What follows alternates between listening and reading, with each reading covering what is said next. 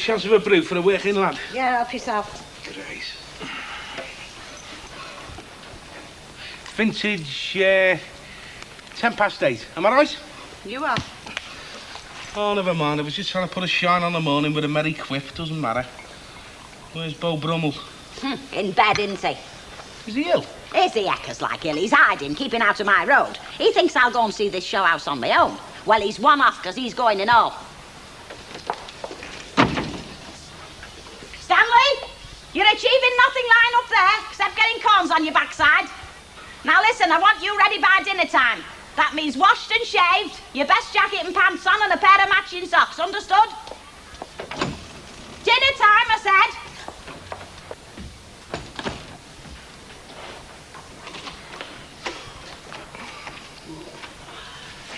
You know, you're shapeless without clothes, Stanley. You look like a pile of turnips. Shut up, will you?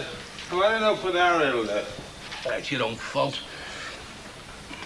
Look, it's daft us going to look at the show house, do you know that? I mean, we must chance of buying the free trade orders buying the house. That's what I mean, I know that. And I suppose even in her more lucid moments, so does Hilda. Well, you're saying she's potty? No, but she's a woman, isn't she, Stan? I mean, they have these mad ideas. It's like you thinking you're related to the Guinness family. Look, just humour her. She'll get over it. I mean, it's better than having her banging on your eardrums, not to mention mine. I am not going to the show house. You'll now not be sorry to kiss this job goodbye. It's not easy, you know, tidying up after a lot of kids. We're not moving from this flat. I wasn't cut out for cleaning. My hands are like leather. Just look, all my nails are broken. We're not moving from this flat. Fred, I wish you'd stop saying that. You sound like a parrot. I'll keep saying it till you realise that I mean it. Look, they want us out, and out we'll go. We can't fight the council. We're not moving from this flat, and that's final. Will you shut up?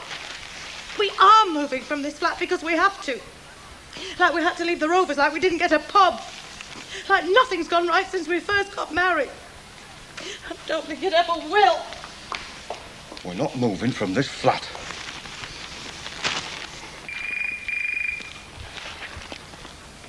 What will you answer that, Rita? I'm busy. Please. If it's Bobby Simpleton again, I'm going to tell him you've run off with Arthur Scargill. Just tell him I'm not in. Do you know what they call the state that you're in? Delicious dread. Oh, answer it. Oh, all right. Hello. Oh, yes. Yes, I'd love to help you, love, but I'm not on the phone. Who's that?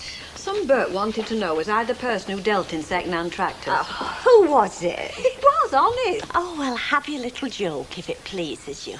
I'm just glad it wasn't Bobby again. Come off here, Riley. Pardon? There's nothing you'd like better than for him to give you a ring today. I wouldn't. I made it very clear to him yesterday on the telephone that I'm not in the habit of going on blind dates. No, but you'd go on one with him today if he phoned you. I wouldn't. Oh, yes, you would. Because all night you've been tossing and turning, thinking of the opportunities you might have missed. I have not. You have? Thinking that he just might be a cross between James Garner and Jeremy Irons, and that he might have you drinking champagne out at the same glass half an hour after you spit you up outside Woolly. Oh. All right. So it wasn't all done exactly according to Cocker. Well, I still deny that. Yes, I know you do, Alf, but that's got nothing to do with Fred and Eunice, has it? Look, they moved in across there in good faith, so why can't somebody, well, you, I suppose, turn a blind eye to the irregularities for their sake? It's not up to us, is it, Alf? Well, no. Too many people know too much. Too many unfriendly people.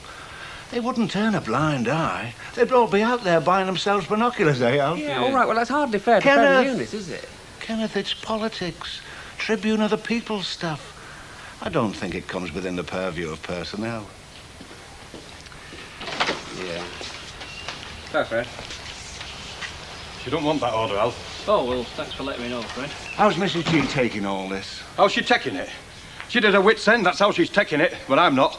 I'll tell you another thing and all, mate. You won't get me out of that flat in a month of Sundays. Do you hear? Oh, heck, I wish I'd never got involved. That's it. That's the last time I raise a hand to help anybody. Not unless you go through the proper channels first, Alf. That's the secret. Don't you worry, mate. I just hope that Fred don't take it into his head to be a one-man Alamo over there, that's all. I don't think it'll come to that. Anyway, I've still got one or two more cards up my sleeve, you'll be pleased to know. Cheerio, Alf. Good morning, Fred. Morning, Mrs. Walker. If you don't mind my saying so, your mood doesn't bode well for the day. I trust that you'll be more animated by the time we open up. Can't guarantee it, Mrs. Walker. Troubles I've got. We got the bum rush from the community centre, you know. I'm fully aware of his problems, Mr. Ogden. Well, I knew they was taking too much time, especially her. I mean, she's not had no experience of the cleaning profession, has she? Folks seem to think shifting muck's easy, but it isn't. It's an art. A dying art, by the look of it. Of course, it could have repercussions on you, couldn't it? What could? Well, if they get thrown out across there and they follow their noses, they could be back across here, couldn't they? Living with you again. Still, that is looking on the black side, Mrs. Walker. Jet black side. What are you smiling at, Hilda? Working classes aren't allowed to smile, just to suffer. I've just given Mrs. Walker somewhat horrible to think about. Ah, that is allowed. It's one of the privileges of working here. Yeah, dead right. Well, I've done my stint. Now for an afternoon of simple pleasure with my husband. You'll be lucky, Hilda. I've just seen him going in your house, clutching his back and muttering so much about a week in bed might just put it right. You know, you've got to hand it to Stan. He never gives up without a fight. Which is very commendable in somebody what never wins. I'll kill him. Where'd your smile gone, Hilda?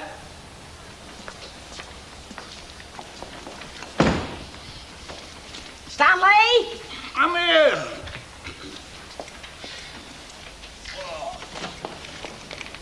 What are you doing sitting there? I fell down the last 2 rungs of my ladder, straight me back. I'm just doing this to try and get well for this afternoon, seeing that show house, you know. Oh, but I don't think I will. Did you make your jam butty before you slipped or after? No, I made it when I went. Get up! Go on, get up before I do you some permanent damage. Now, come on, get going. All right, I'm going. One of these days they'll bring me over on a stretcher, I'll tell you, covered in plaster. Then you realise I shouldn't be climbing ladders. If you come on with your head in plaster, I'll understand it. I know that's been cracked for a long time. Now, go on, get changed. We're going to see this show house. Show house, not a silly... And put some water on your hair. Smarten yourself up for a change. Jerry, Let folks think we're a normal, respectable couple just for once, even if it is only for the afternoon. And don't forget, matching socks. Not one brown and one blue one. When are you going to learn, Stanley? Marriage and football have a set of rules, and the first rule is stay on side. Get knotted. Oh, sorry, Hilda. Little lover's tiff, eh? Oh, I know I shout at him somewhat rotten, Eddie, but it's the only way to get him to do some things. Most things, as a matter of fact. Talk about trying to get a cow out of a bog. You do very well, and often under very trying circumstances. Oh, don't I know it? No, only there's no point in going to see a show house on your own, now is there? It should be like a shared experience. Or if you like, a shared dream. Yeah, it should.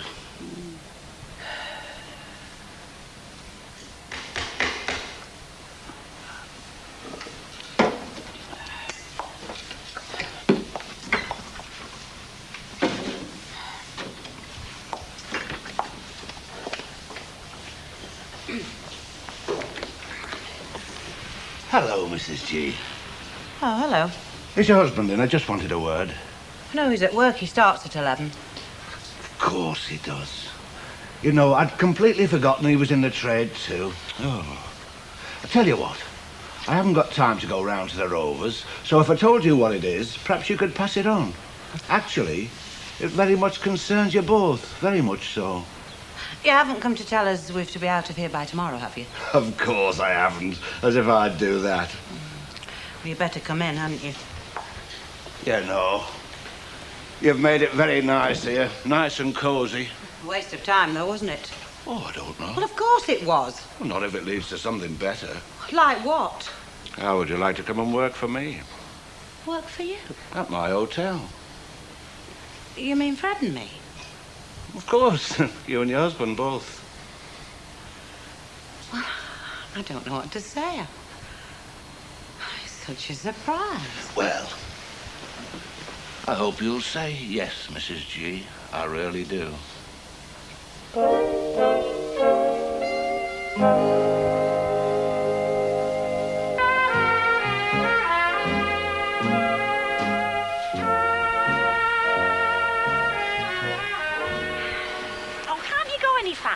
Only a break and a gallop.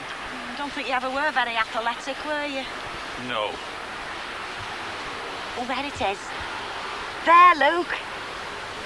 Hey, now, don't forget to take your cap off and here, straighten your tie. Hey, nobody lives there. I bet they haven't had the first mouse yet. It doesn't matter. Well, I suppose a job description would be housekeeper, bar person. Bar person. I know that's what you have to call them these days, but it always makes me laugh. I mean, I'd much rather be an honest-to-goodness barmaid. Barmaid. It has got a sort of warmth to it, hasn't it? Well, I like to think so.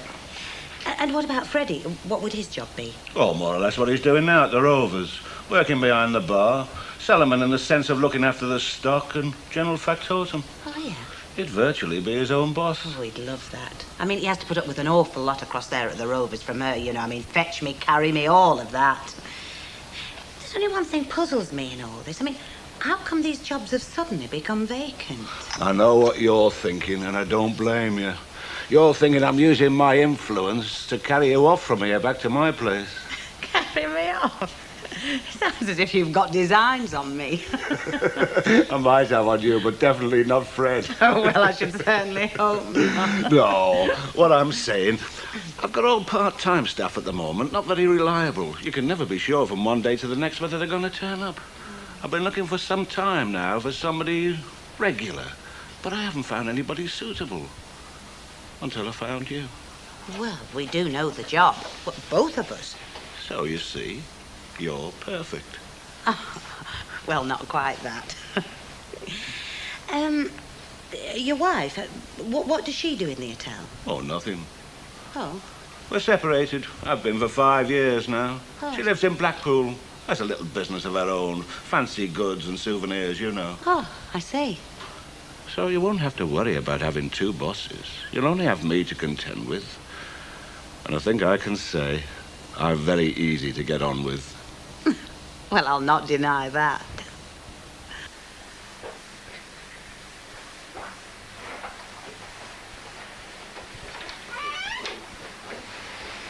Here's the lounge. Oh, Stan, Luke. It's just like what you see on the television. It's beautiful. Of course it's beautiful, it's new. Dead massive one. My husband's more for the older type of property, aren't you, Chuck? Ah, but it proves how well built the last few years. I don't think you need to worry on that score, Mr. Ogden. I don't think you'll find that these houses will disappear into a hole in the ground after 3 months. Of course they won't. No, it's just that he's very conservative. I vote Labour. It's such a cheerful room and all, isn't it? Nice bright colours and that. Oh, it's full of atmospherics. I think I'll get lucky myself. Stanley, chocolate brown colour schemes went out with gas lamps. Less decorating, isn't it? Shall we go on to the kitchen? Oh,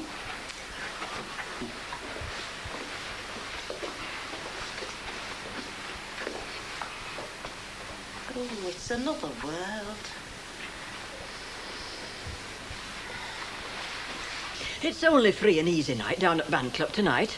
I should be only one day without her hair done. Stick out like a thick lip. Well, I'm sorry, Mrs. Dodwell. It's just that Audrey went off in a bit of a rush. I should still have been informed. It's too late to go anywhere else now. I shall have to stop at home and watch him build Ark Royal out of matchsticks. I wouldn't care, but he gets seasick on a flaming boating lake. I'd stick to my bacon slice in future if I were you, Alf Roberts, instead of getting mixed up with fancy hairdressers.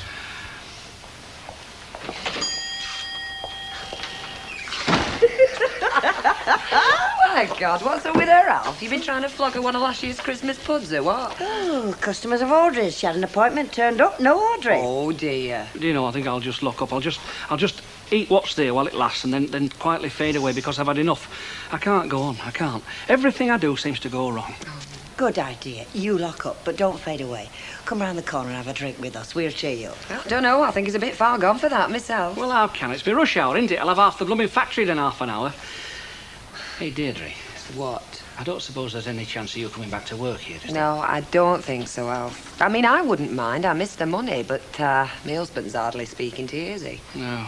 What about you, love? Could you give me a couple of hours? I mean, you're only working 3 days a week over there. I know, but I'm still doing the markets, aren't I? You know how I like that. Oh, well, I'll just have to soldier on my own then. I'll maybe turn a corner. My look's got to change sometime, hasn't it? Sugar, won't it? Oh, go on, Alf. I'll have a word with Ken, and if it doesn't threaten to wreck my marriage, I'll come back. But only because I can't stand to see grown men cry. Yeah, well, Ken knows I only had Eunice and Fred's best interests at heart. Yeah, well, I wouldn't bring that subject up if I were you. Oh, no, I'm not. Come on, Alf. Cheer up. Think of Christmas. Well, Christmas ain't going all that well either. I mean, Christmas orders. Oh, my God. This is what they call an eye-level grill, Stan. Does it make any difference to the eating, is it? No, I don't think so. Well, what's the advantage then? She only wanted for eating meat and potato pies. My husband's not very domesticated. He was in the army such a long time. No, it really is what they say, though, isn't it? A dream kitchen. Do you know you could even enjoy washing up in there? Would you be first-time buyers? Oh, we reckon, like. We've bought things before. I paid cash for this cup. No, we're not, actually. We are, in fact, owner-occupied. Pardon? Oh, I see. You own your own house? Every stick and stone. Telly's on the drip.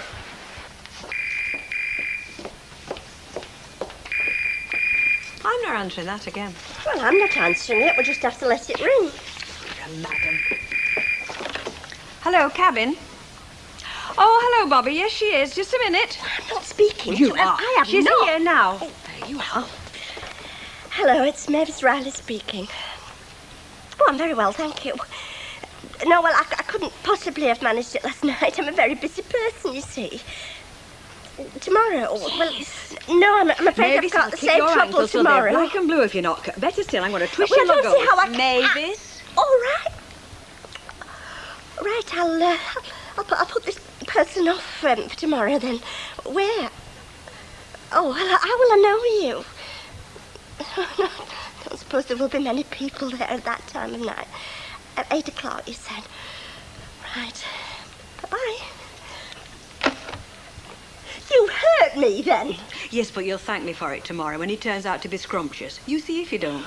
And if he's not scrumptious, you can always send for a policeman. Well, I've just called to say that I can come to the lunch with you next week. I am so pleased. She's such a good speaker. My love affair with a cello. Pardon? That's her subject. Oh, I see. No, I reckon Alf's the sort of fellow that needs a woman to fuss over. He's that sort, isn't he? He would have been on a loser with Audrey. She'd have run him ragged. He'd have been better off marrying me. I wouldn't say so. You cheeky bitch. Don't look now, Len. Your biggest fans around. Yes, Can I I have love. 2 packets of crisps, please? Certainly, love. Are you going to have a drink, have you, love? No, thanks. Oh, come on. You got plenty of time before you go back. Elsie's still here. Look, Len, let's get one thing straight, eh? You keep offering to buy me drinks is not going to make me feel better about you building next door to me. It's going to make a mess, and I'd rather you didn't do it to save your money. Oh, I wish I could be like that. Incorruptible. You mean a large port and brandy and you're anybody's? Elsie, I'm anybody's for a much cheaper drink than that. Come on, Fred, give us a smile, for God's sake. You've kept the temperature of this pub below freezing point all dinner time. What have I got to laugh about that? I really do think he's overdoing it. He does seem to have a jinx on him, Mrs. Walker. They both do.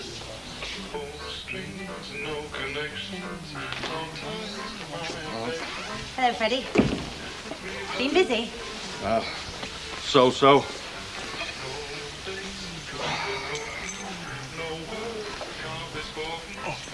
Freddie, What? Councillor Critchley called again today. All right. What did he want? You'll never guess. Hey, they've not changed their minds, have they? Oh. Aye, I know what it is. They're getting ready to come round here on Christmas Eve with the bailiffs. I wouldn't put it past them. Fred. Well, I'll be ready for them all. I'll be ready to belt them with a Christmas turkey. I'll get a 20-pounder this year. That's what I'll do. What? He's offered us a job, Councillor Critchley. What? In his hotel. Doing what? Well, bar work, both of us, and a spot of housekeeping for me. Oh, in a supervisory capacity, of course, because I'll have cleaning staff and odd jobs for you. Well, we'll live in, of course, so all our troubles will be over. Oh, you know, I had a feeling about Councillor Critchley all along. I knew he wasn't that busybody from the council everybody said he was. What do you think, Fred? I mean, it's a marvellous opportunity. Fred? I'm not leaving this flat. Oh, don't be daft, Fred. We've landed on our feet. Well, Councillor Critchley said we could start tomorrow, but I said, well, no, we'd need a week, because, I mean, we'd need to look round the hotel. Councillor Critchley. Fred, he's all right. I don't like Councillor Critchley. I've never liked Councillor Flaming Critchley. As far as I'm concerned, he's a creep. It's a creep in my book, and I don't want to work for him. I work at the Rovers, and I live here. And that's how it's going to stop. Fred! Damn fool! Got enough brochures, didn't you? You mean she did? You thought there were 3 fivers way she was towing her pockets with them? Oh, me feet. We must have walked flaming miles, I tell you. You need a private taxi firm to live there, and mind buses. Still, it's got it out of his system, hasn't it? I hope so. Why is it women always want to change? They want something different. I mean, we men aren't like that, are we? Well, you see, the women say that it's them being materialistical like that's brought us out of the Stone Age. Army had the right idea, you know. 1 bed, 1 locker, 1 canteen to eat in, and 1 change of clothes. Ideal. Hang on. The young executive wife back from the young executive estate? Ah, she's had that. Hello, Hilda. Glad to be back where the heart lies, eh? Aye, where the art lies ever, you mean? Hey, would you believe it? Deirdre Barlow's back working in the shop again. By the heck, he's not long without a woman around him in South Roberts. He might look simple, but he must have something going for him. Hey, perhaps he gives them all 3 tins of mushy peas. Stan was saying them houses, Hilda, were a bit expensive for what they were like. Just as well you weren't serious, otherwise you might have been paying through the nose. Yeah, well, I might not have been serious this morning, Eddie. Well, only half serious, because I know as well as anybody when I'm having a flight of fancy. But I'm dead serious now. Because, you see, we've already got nearly half the asking price. Hey, where? Here, all around you. This house is worth a small fortune. Or, if you like, a large deposit. Corned beef and chips for your tea. You've got to have a dream if you don't have a I think she's serious. And you said to humour her.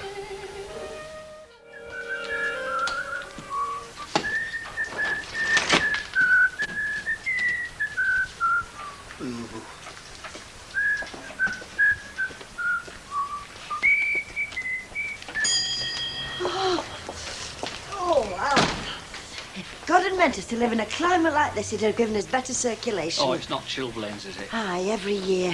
I stood my toe this morning in bed. Gone is me lying. So I thought I'd go downstairs and make a cup of tea. No tea. It's going to be one of them days, I tell you. Here you are, love. Thank you. Can I pay you when I come for my order? Yeah. Oh, morning. Hello, Chuck. You know, I bet they've never heard of chilblains in Spain. Well, I believe it could be very nippy in certain parts of Spain. Well, wherever it is, they've never heard of them. That's where I'm going to live. Ta-ra. I'm sorry, Fred. I know you think I should keep my nose out, but I can't, unfortunately. Look, she works for the council and so do you, so it's down to them. We've no quarrel with you, Ken, so just keep clear, eh? Well, how can I keep clear of anything? The centre's my responsibility. So you didn't set her on that? Well, I okayed the recommendation. So now you want her to start again? Now, look, I haven't queered the pitch, Fred. If anybody's done that, you have. Now, look, see reason, Fred. See reason, me foot, Ken. What do you want to do? Just pick up my bags and leave, is that it? Don't let's have a fuss, Fred. Just vanish. Is that what you mean? No, what I mean is you can save yourself a lot of wear and tear. Now, look, Fred, if you... I think the word is indicate that you're looking for other accommodation, then I'll see if I can keep them off your back for a week or two. They can get knotted. If they want me out of here, they'll have to get the bailiffs in. Go and tell them that. Well, look, Fred, just think about what I've said. It's better than finding your stuff on the pavement. Think about it. I don't need to. Did you tell him Councillor Critchley's offered us accommodation? Did No, I you didn't. tell him he's offered us a job?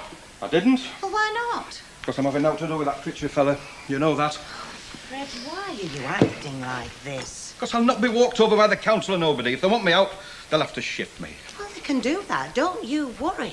I mean, they have the powers. It takes some power and all. Takes some power to put me out on the street. They can't just put you out on the street like they used to. There's such a thing as the Rent Act. I'll fight them every inch of the way, I will. But why do we have to fight when we've got somewhere better to go? I don't call it better. I don't understand you. So it seems. Well, look, he's offered you a job. He's offered me a job. He's offered us a place to live. I mean, what do you want? Manna from heaven with I've it? already got a job, haven't I? You're a glorified pot man. What would I be over there in Critch's Hotel? A glorified chief cook and bottle watcher, that's what I'd be. Well, at least you'd have prospects. I mean, what have you got at that flea-bitten place across the road? Prospects dinner. I was all set fair to have my name above the door, but you know what happened there, don't You you? had to bring that up, hadn't you? I mean, you couldn't leave that out, could you? Look, all I'm saying is that this hotel of Critch's, it's not the promised land, is it? It's all right, his Critchley. He thinks he's got us like that. He thinks we'll work for buttons. I know the Critches of this world, by God I do. He's just seen a way to take advantage of us, that's all. He's offered us a job. How's that taking advantage? A job, a place to live. Living there, we'll be working all hours God sends. Well, it's better than sitting on the pavement. I've told you, I'm going to fight him. Fight, fight, fight. Why do you want to fight when you don't have to? Because I've got something in here, that's why. If necessary, I'll barricade the flaming doors and windows, I will. Ray, I mean, it's just crazy talking like that. Is it? It's daft, you know it's daft. Now, why is it daft? They've got no money. Oh, Stan, there's millions of people buy houses. They haven't got the money neither. But that's what building societies are for. They lend you the money. They won't lend us the money. Of course they will. They're desperate to lend money. We're on the telly. They've got that much, they don't know what to do with it. Oh, they'll think of something. I'll tell you what, I'll lay 6 to 1 that we are not included in their plans. No, and we won't, Stan. Not unless we start making plans of our own. No. Oh, you know, looking round that house yesterday makes you see this place through fresh eyes, doesn't it? It's so... Oh, I mean, the difference. I didn't find much difference. Didn't that house make any impression on you at all, Stan? But charging a hell of a lot for it. Yeah, well, we don't know what we'll get for this yet, do we? Oh, you'll be surprised what this house will fetch. They're very much sought after, these houses. Yes, love. Well, they are. And ours has been done up, hasn't it? It's what? Well, compared to some in the street. I mean, there's the hatch and the feature wall. Oh, it's a lovely house, love. Yeah, and it's the sort of house people are looking for. You've talked me into it. Seeing as it's a lovely house, we're stopping here. Mavis, if you want time off for repairs and renovations, it's all right. No, I don't think so, thank you, Rita. Well, you might want to get your hair done. Well, she'll fit you in round corner. Why don't you ask her to do something different with it? Because I like it the way it is. Mavis, you've got to make an effort. You've got a date tonight. I know I've got a date, thanks to you. I don't remember even being consulted. See, Mrs. Walker, you give Cupid a helping hand, it gets bitten off. She meets Mr. Wonderful tonight. Mr. Who? Well, you've never even seen him. I've never seen him. No, but you've had long conversations on phone, haven't you? I mean, they've lingered, Oh, you know. Rita, please. Well, you must have liked the sound of him, and he must have liked the sound of you. I wonder, would you allow me to come back when it's more a convenient time? Oh, I'm sorry. Well, really, you see, people seem to think that as one gets older, one has all the time in the world. Well, I've said I'm sorry. Listen, if you'll take a word of advice from me, dear, and you do go on this blind date, you'll make sure that there's plenty of light. I'll take this as well. Well, it's not as if he's got two heads are out, is it?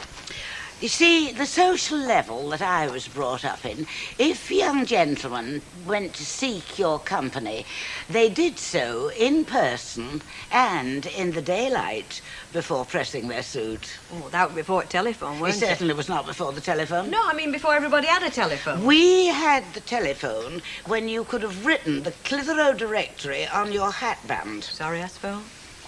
Just another word, dear.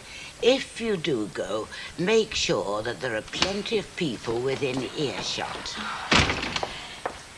Oh, I was going to come visiting. I thought perhaps you were indisposed. Oh, yeah, I'm sorry about this morning, Mrs. Walker. It'll just have to be a lick and a promise today when I come. So you are coming. How delightful. Yeah, well, I'll bottom the place tomorrow. Only I couldn't really do you justice today, you see, because, well, my mind's working on other things. I had no idea that your work was so intellectually demanding. No, well, when you're planning to move, you do have a lot on your mind. Planning what? We're thinking very seriously about moving. Where to? Well, I don't know whether you know it. River Park, it's called, new estate. I do know it. They're just finishing them off. Yeah, well, we like the look of it. Have you come up on the pools? You don't have to come up on the pools. No, we went over the show house yesterday, you see, and we were very favourably impressed. Are you talking about buying one of these houses? Yeah, well, they won't let you live in one unless you do, Mrs. Walker. They're not council houses, you know. And what sort of money do they want? Oh, well, the one we looked at was 17,000. Of course, that was 2-bedroom. They have got 3-bedroom, but they're more than that. Well, I think I'll take up jarring. Yeah, I know it's a lot of money, but, well, you work all your life, don't you? You want to end up somewhere decent. Right, I'm going to do those shelves you've been mithering about for the past few months. Oh, here, Len, now you know about property, don't you? And you know our house. What would you say would be a fair price? Oh, for your place? Yeah. Well, reckoning ours, it'd be about 9. 9,000? Yeah, so yours would be about, what, 7.5? Well, I don't see why ours should be that much less than yours. Unless you think, of course, it might be the neighbours want to push the price down. Yeah, well, it depends on how much you've done to it, doesn't it? I mean, the only thing you've done to your place is live in it. I don't think that counts as an improvement, does it? Oh, no, we've done things to ours. Still, 7,500. That's at least as good as I thought. Why were you thinking of moving? Are you thinking of selling? Yeah, we are. Oh, well, in that case, if you're moving out the street, I think we can expect about, what, 10 for ours? Oh, I am sorry. I was hoping to catch you both at home. Fred's at work. You know that? No, I didn't. But in that case, I better not stop. Look, I was just going to make a cup of coffee. Do you want one? Oh, no, not for me, thanks. I may be old-fashioned, but I shan't stay long enough to start tongues wagging. Oh, well, if that's all they've got to talk about, well... Oh, I know this sort of street. Anyhow, I only came round to see if you'd thought on about what I was saying. Well, yes, I have. I mean, I'd jump at the chance. I think it's a wonderful offer. But it's Fred. You're still against it? I'd like to tell you different, but... Oh, I thought it might be that way Well, around. he's determined. I mean, he says he'll put up a fight. He'll barricade the doors. Men say things like that sometimes. I don't think for one moment he would. He's just fighting mad. I understand how he feels. Some people think I've got no feelings, but I have. I'm sure you have. Look, I'll be honest with you. I knew he'd be out if I came round now.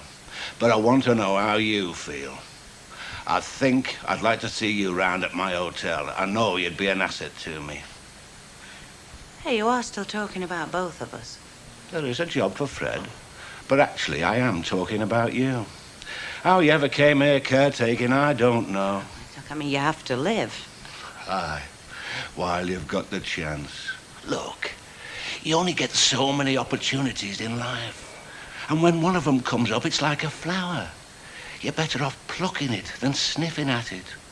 Or trampling on it like your husband seems to be doing. Look, come round to the hotel with me now. I'll show you all over the place. And then if your mind's made up, try and talk him into it. What if I can't? The offer's still open where you're concerned. Now, are you coming over there with me? I'll get my coat.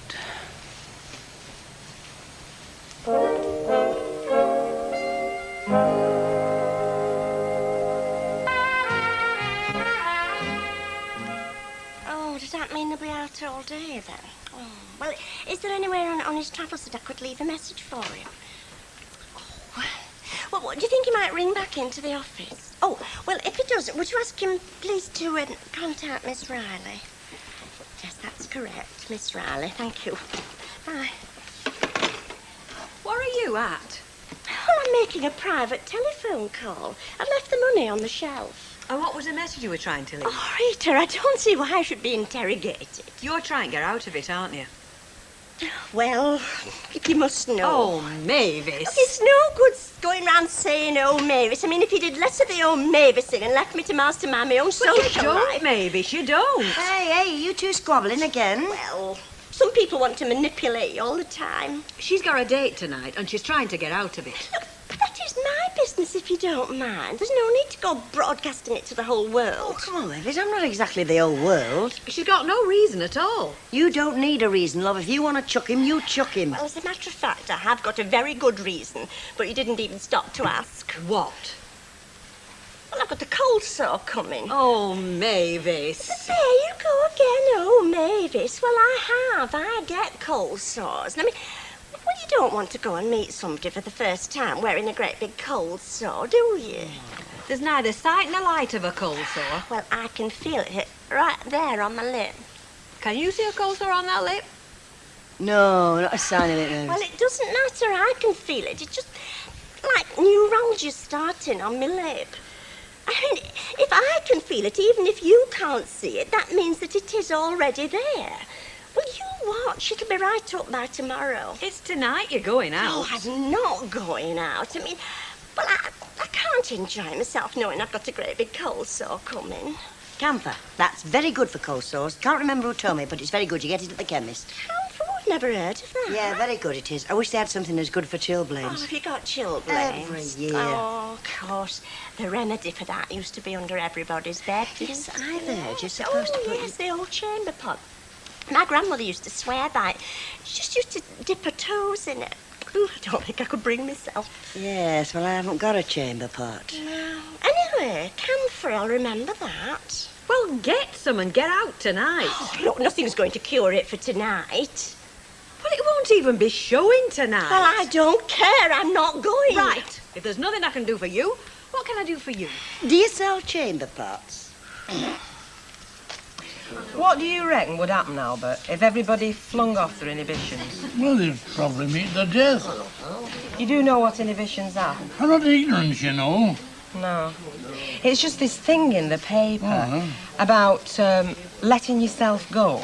Because if you keep your urges down too much, you could go funny. Did you read it? No. Oh, it's a pity. It might have changed your life. I mean, who's to say what might happen if you gave way to your urges? Well, if I gave way to my urges just now, I know where I'd be going. What's that? Flying horse. You know, I've got the flying horse, Albert. Somebody just won the jackpot, and I've been feeding it all day now. I don't know about flying horse. There's a few dark horses round here. What's all this? What's what? Mrs. Walker told me this morning. About what? About you moving. Hilda was telling her. Telling her what? About this house you're buying.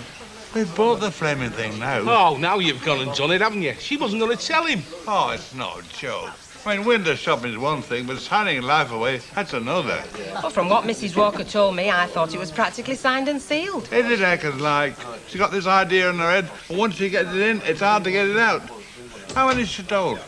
Well, she was telling them all in cabin. It'll be all over the place. Well, you know what you'll have to do, Stan? You'll just have to have a frank and realistic talk to your Hilda. I'm not one to pour cold water over her, but she'll have to be told. Right on. And I'll do it, too, after I consulted my solicitors, Newton and Ridley. Get them in.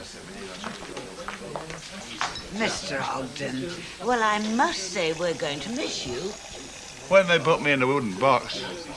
Not till then.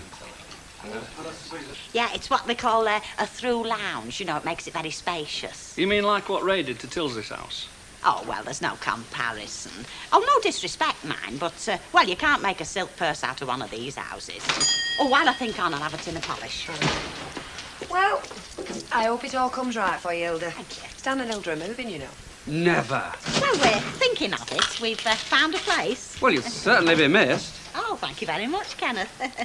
Mind you, it won't be for a while yet. I mean, all takes time, doesn't it? Ta-ra. Ta-ra, love. I wonder where they've got the money. Ah, you don't know, do you? Maybe they put an X for no publicity. Oh, no publicity, Hilda. Or maybe they inherited something, or maybe they've just been very thrifty over the years. Yeah, that'll be it. Yeah, it makes you think, though, doesn't it? I'll tell you who isn't moving, or isn't budging, should I say. Oh, have you had a word with him? Yeah, as far as I can see, he's going to make a fight of it, and as public a fight as he can. Tried to avoid using words like publicity, but he's no fool. He knows any publicity is likely to go his way. Oh, you know how we'll be painted, don't you? Yeah, same way Henry Ford painted cars, every shade of black. Well, I don't see you did anything wrong, either of you. Well, neither do I. All we were doing was just trying to help some friends, that was all.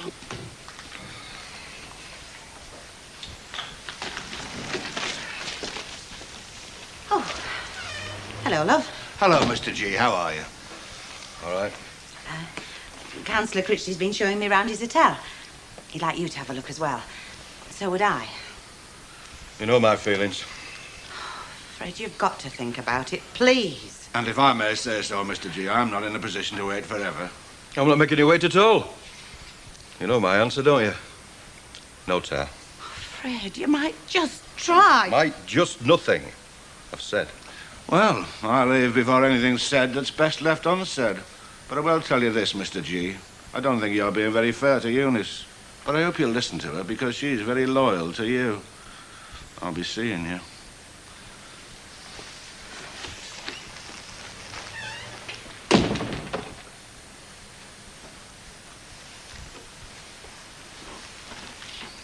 What did he mean by that about you being very loyal to me? What he said. I am, I hope. I hope so, too. What do you mean by that? Well, it means I don't think much of it when you just go off with him without telling me. Go around this blinking hotel. Would you have gone? I wouldn't. Well, somebody had to go. So I did. And I'll tell you this. Now that I've seen it, I'd rather be there than stopping here, whatever happens. Sounds like loyalty, doesn't it? Yes, it does. And if you had any loyalty to me, you'd say the same. We'll get nothing out of stopping here, just worry and aggravation. Be like everything else since we got married. Will it? I mean, we've had nowhere, have we? Nowhere and nothing. This place were all right when we first came here. When we first came here, you thought it were well fixed. Yeah, and now look. It's him, innit? It's Councillor Flaming Critchley. He's the one that's wanted to turf us out. No, it's not. It's not him. Look, are you daft or what? Look, he's only trying to help. Help? All he's doing is helping himself. Fred, I'd have told you about the hotel, but, I mean, you're just so difficult to talk to. Whatever I am, I'm not daft. Now, what did he mean, that crack about you being loyal to me? What did he mean? Yeah, well, did he try something on or something? Fred. Well, I mean, he took you round his hotel. Did he try something on? No, he didn't. Don't be ridiculous. I'd be ridiculous, wouldn't I? I'd be ridiculous doing the washing up at his hotel while he's making up to my missus. What's brought all this on? Oh, I've seen it all before. The only reason he wants us over there is because he fancies you. It's even Eunice to me face now. That doesn't mean he fancies me. Oh, he fancies you, all right, and you know it. I'm not talking to you when you're like this. You know it. What do you want to tell them people for? Look, I just mentioned that we'd seen a house and we liked it and we were thinking about it. We are not thinking about it. I'm thinking about it, Stanley. We can't afford it. Have you worked it out? Well, no, I don't need to, I know. He's got to be right, Mrs. O. I mean, 17,000 nicker. Listen, when that fella yesterday said property'll never be as cheap again, I think he was right. Now, he said if they was to start now, they couldn't even build them for that price. Yeah, that's all right if you've got the old sponzulics. But you haven't, have you? I've wrote down here every penny what comes into this house. Have you? Yeah. Oh, you know, it's shattering, really. Only a few years ago, you'd have said it'd be a doctor at least on that money. Yeah, well, that's inflation, innit? Well, you're earning thousands. Yeah, but you can't count me in, can you? Oh, yeah. Yeah, you'll be coming with us, because, I mean, you're part of the family. Oh, very nice. And I've included your rent. In fact, I've included a bit more for your rent, because, after all, it is a new house and a lovely room. Go on. Well, now, from what I can gather, they'll lend you up to 3 times what your income is. So work it out for yourselves. Now, if we do well with this house, we're looking for, say, £10,000. Now, what's a third of that? £3,333. Or call it, say, 70 quid a week. Now, there's more than 70 quid a week comes into this house, so we're okay. There must be something wrong. Well, that's what they go by. It can't be right. Yeah, but how much are the repayments, Hilda? Well, I don't know. Quite a lot. How much about? Look, if they go by that rule, it must mean you can pay it. If you do without food and drink. Yeah, well, of course, the drink's one thing. Yeah, but the solicitors' fees and all them things. And the estate agent, they want to cut, you know. Oh, we don't need estate agents, not for this house. We put it in the paper. You're going to do it, aren't you? Stan, God willing, we'll see our golden wedding in that house. I know what's wrong. There's 70 quid coming into this house, but it's also going out, isn't it? Yeah, well, it's going to go out on different things. It's going to go out on the house. Now then, I've got some card upstairs I got from the cabin. We can do a sign and we'll put it in the window.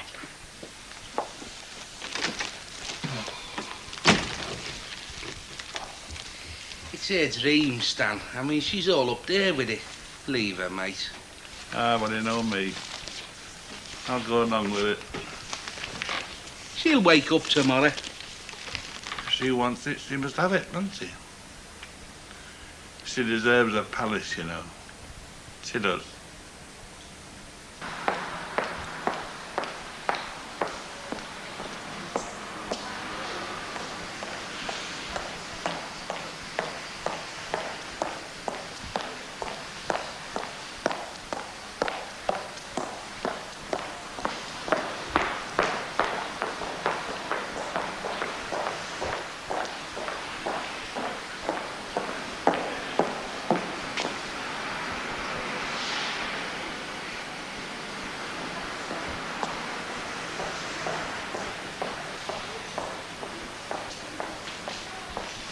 Excuse me, are you Bobby Simpson? Yeah. Don't tell me you're Mavis. Why? Would you be very shocked and horrified? No. No, not at all. Right. Well, I'm Mavis. Where are we going? Well,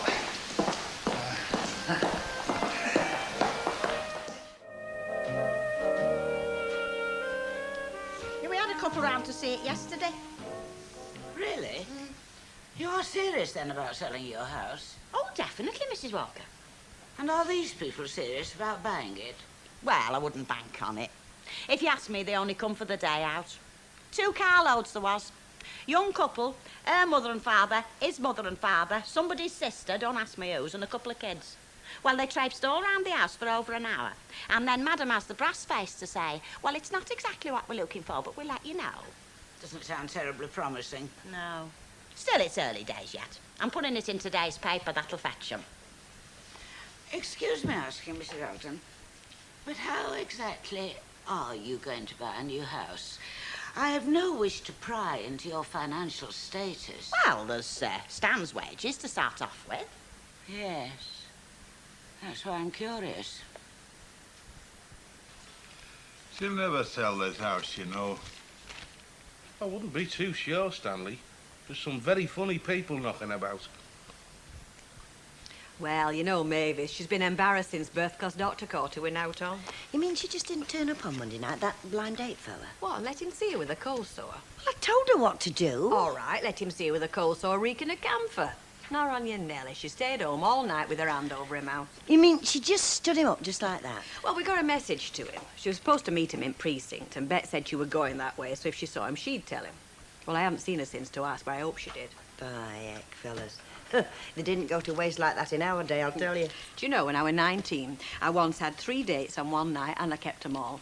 Mind you, day after I was jiggered. I bet you were. See you, kid. Ta-da.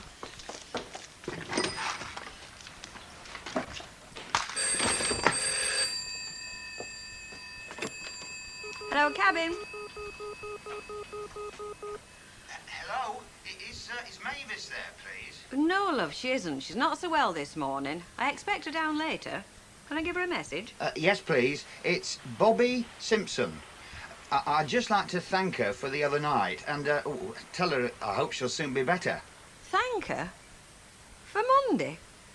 Well, we had a night out together. I would have rung sooner, but... Right, love. I'll tell her. Thank you. Bye. Well, that brass face.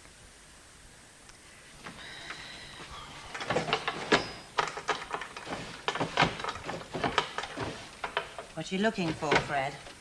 My brown scarf. The bottom drawer right at the back. Why didn't you say? How long are you going to stop like this, Fred? As long as it takes me for you to change your mind. I'm not going to change my mind. I know exactly what's happening. Ben has offered us... But Ben? Ben now, is it? I thought it was Councillor Critchley. Councillor Critchley has offered us both a job in his hotel. He's offered us both living accommodation. Now, if he was after me, he wouldn't do that, would he? Oh, give over. He'll find a way. I know his sort. It'll be, oh, Fred, just go to Liverpool for 1 or 2 bits and bobs, will you? Hey, me and Mrs. G will look after this place. Is that the way you do it? I mean, you're judging him by yourself. Don't give me that game. I'm judging him for what he is. Look, Fred, I don't want to argue with you. I just want you to see sense. We can't stop here. We can't go back to my dad's. Mrs. Walker won't have us at the Rovers. We've been offered a perfectly good job with a decent roof over our heads. Well, you can save your breath, because we're not going near him. We're stopping here. Up flat.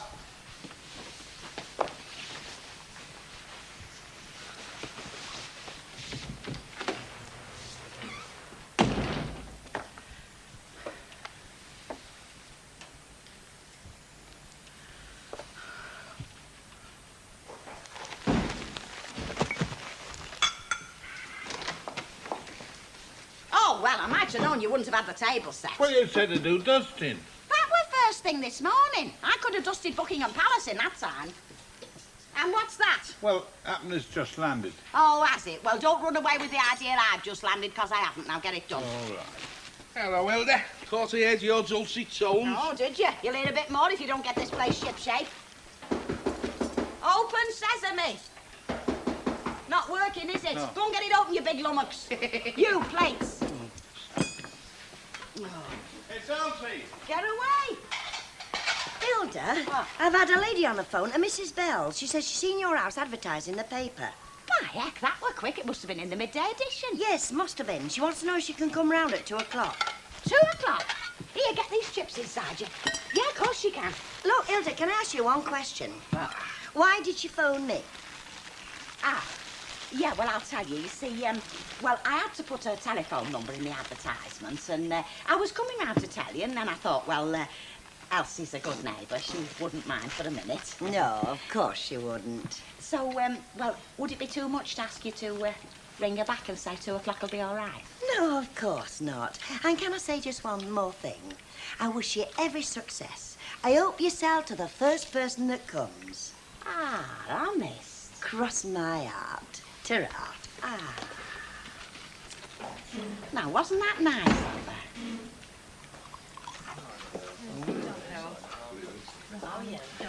Oh, blimey. Yes, dear, you'll get a welcome from me. Thank you, Mrs. Walker. I'll have a vodka and tonic, and the bill stays here. Hey, Beth, come here. Can I have a word? Did you manage to get to explain to that fella till the night? The one that were waiting for Mavis? Eh? Oh, yeah. Yeah, I told him. I told him she wasn't very well. Oh, God. You lying article. He's only been on the phone, hasn't he? Asking me to thank Mavis for a smashing night out. I can't get away without, can I? You cracked on to be Mavis, didn't you? Well, he was a good-looking lad. Not much between the ears, but you can't have everything, can you? Well, to tell you the honest truth, he was a bit boring, but better than nothing. Oh, definitely better than nothing. Well, think on, not a word to Mavis. Now, would I? And he won't be back. I'm surprised he phoned up. He was scared to death when I left him. Why, what you do at him? Nought I don't do to out others. Look, it'll be all right. He's phoned up, he's said thank you, he's done his duty, that'll be the end of him. Well, let's hope so. And remember, not a word to Mavis. Yes, Fred. Hey, does Fred go home for his dinner? No, never. Why? Perhaps as well. That councillor's visiting Eunice again. I didn't know. Where have you put the car? Round the corner, nobody'll see it. I'm not worried about that. No, I know, but you can't be too careful, can you? No. You still want to come? Of course I do. It's all right, it's across the road.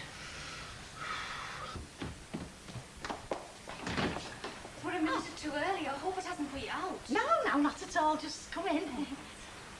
Go straight through.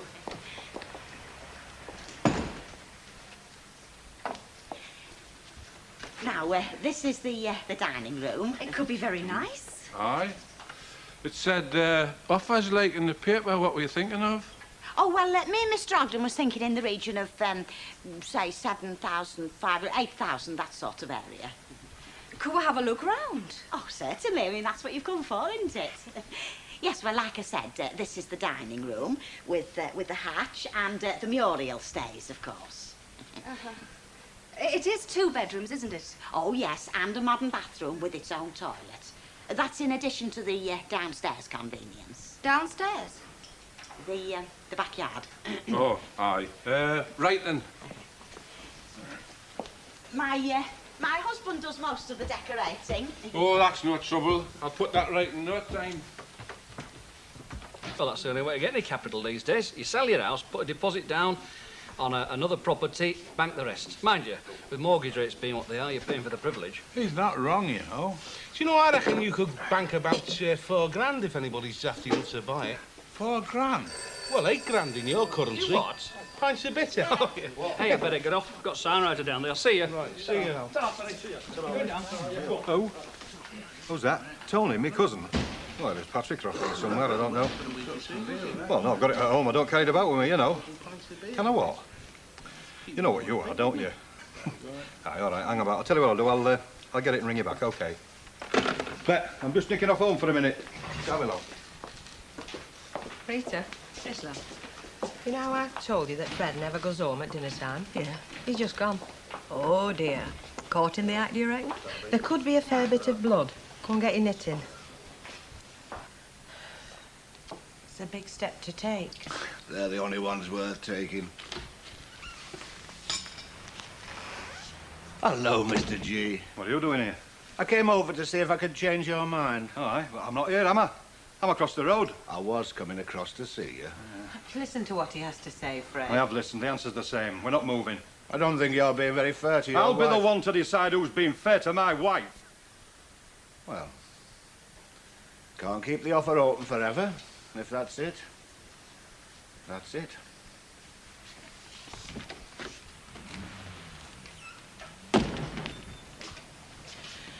You're a fool. Well, that's the way I am. Are you moving far? No, the New River Park Estate. It's quite near. Oh, we saw them. Very nice, but the price is a bit too high for us. Yes, well, you're young yet, aren't you? When you get to our age, you'll be able to afford something better. Aye. And my husband's very handy doing places up and that, so we're happy enough to start with something like this. We'll come from a council house, actually, but there's no chance of getting one of them round here. Where are you from exactly? I mean, you're not Lancashire. Heavens, no. We're from Consett, County Durham. Me husband was with British Steel before they made him redundant. Mind you, he's one of the lucky ones. He's landed himself a job at Thompson Engineering. Oh, that's handy. It's just round the corner. Aye, that's why we're looking round here, isn't it? What? I says that's why we're looking round here, because you've landed a job at Thompson Engineering. Oh, I was lucky. Well, shall we go back to the digs and do our sums then? Yeah. Oh, it'll be a cash sale. There'll be no worry about mortgages, not on our side. Oh, that makes it easier. Yeah, you've told her we've another one to see, have you? No. We've only the one more house to see, so we'll be making up our minds after the weekend. Now, this is where we're staying, and that's the telephone number. If you get any offers in the meantime, I'd be grateful if you get in touch before you fix anything. Oh, yes, certainly.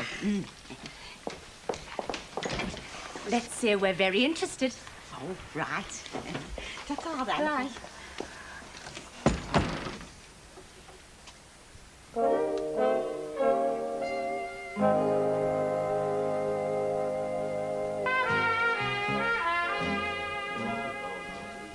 Here now, Ken will tell us.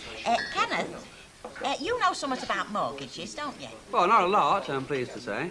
No, but isn't it right that what they'll lend you depends on how much you've got coming into the house? Broadly speaking, yes, and how secure your job is. Oh, well, there you are then. They can't sack him. We'd never get us dustbins emptied. Hilda? Just a minute, I'm speaking.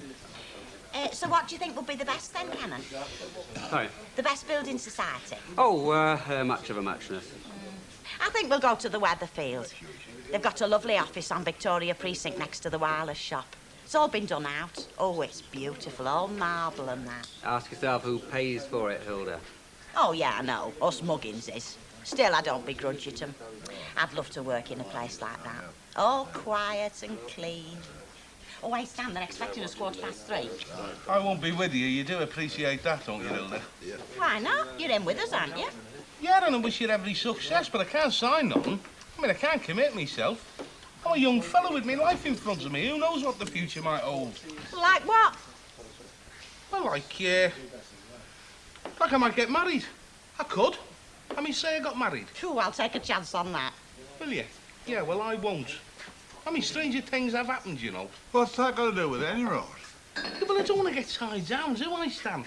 And if I sign a mortgage with you two, I mean, I'll be tied hand and foot. You're not interested, then? Well, like I told you, you know, you buy the house, you buy your house. I mean, I'll come as a lodger, if you'll have me. And what you do with my rent, well, that's your affair. I mean, if you want to put it to the mortgage, put it to the mortgage. Well, like I said, I'll have to put your rent up. Well, if the accommodation is correspondingly superior, well, fair enough. Right, that's it then. That's what we'll have to tell the building society. Come on, sup up, Stan. These other people, Hilda, have they got a house to sell? Oh, no, they're out of a council house, you see. He's been made redundant by British Steel. They'll be paying in cash. Oh. Well, come on, if you come in. Oh, buy it. Dangle a pound note in front of you. You'd win the flaming marathon. Where's Fred? Oh, he's down in the cellar, Mrs. Walker, having a quiet 10 minutes. Seemed very depressed when he came back. Something happened, something more, I mean. Well, there could have been an head-on collision. I hear Councillor Critchley was round at Fred's place. Strange man, Ben Critchley. He's been on the council for years and I never could make him out. Poor Fred. Eh, dear. Some people seem fated to lead complicated lives.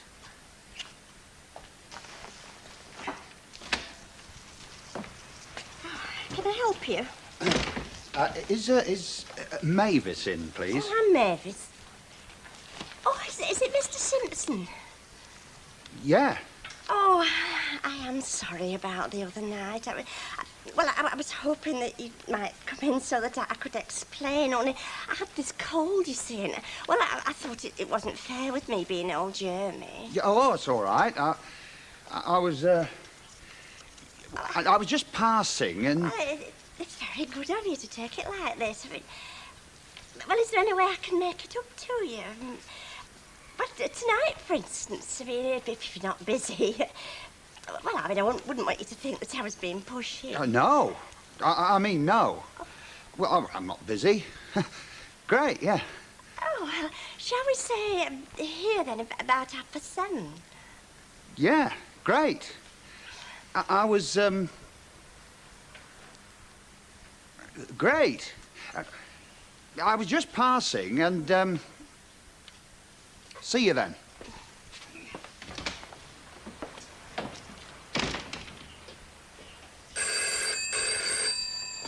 Hello, Cabot. No, she's not here, Mr. Grantham. Well, I thought she was with you. Oh, yeah, yes. I'll tell her that's the big Easter bunnies. Yes, all right. Right, bye-bye. Oh, you've just missed Mr. Grantham. I've just been there. Yes, I know, but he's phoned up to say that Stockport firm are doing the big Easter bunnies next year, so he's changed your order and he just wants you to mend your copy. Oh, right. You'll never guess who's just been in. Tony Benn for his Daily Mail? Oh, no, much more important than that. Bobby Simpson. Oh, he was ever so nice. He was really quite embarrassed. Oh, did he say it about Monday? No, not very much. I mean, he just accepted my apology, and I'm seeing him tonight. Very nice. Yes, he's going to pick me up at 7:30. I thought I'd take him to the Rovers, just for a quiet drink. Why is it always me?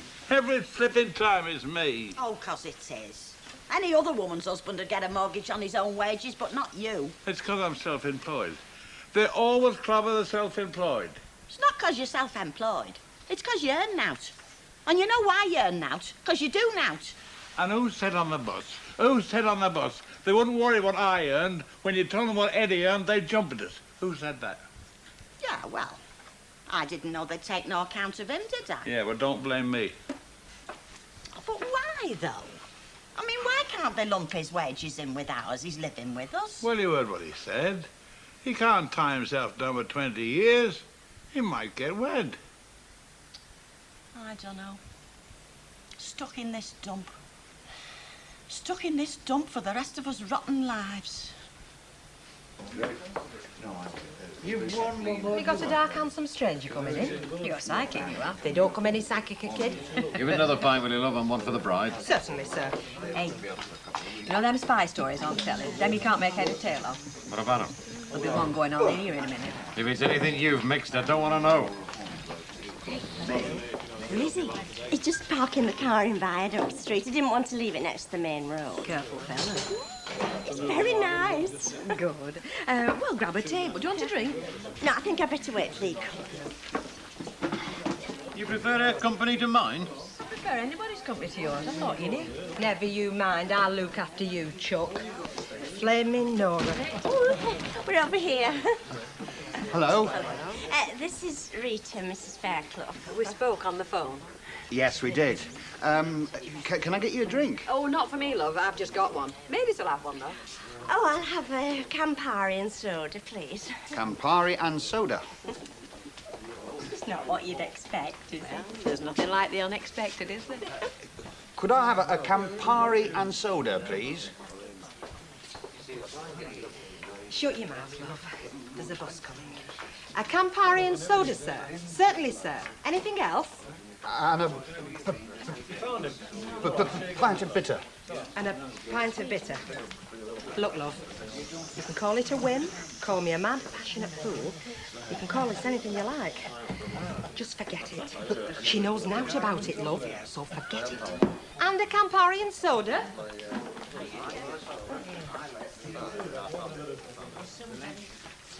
That'll be 95, sir. Unless, of course, you're buying me one, in which case it'll be £1.50. I thought the voice was different. Not the only thing, love. But why? Don't leave it, love. It could get very complicated.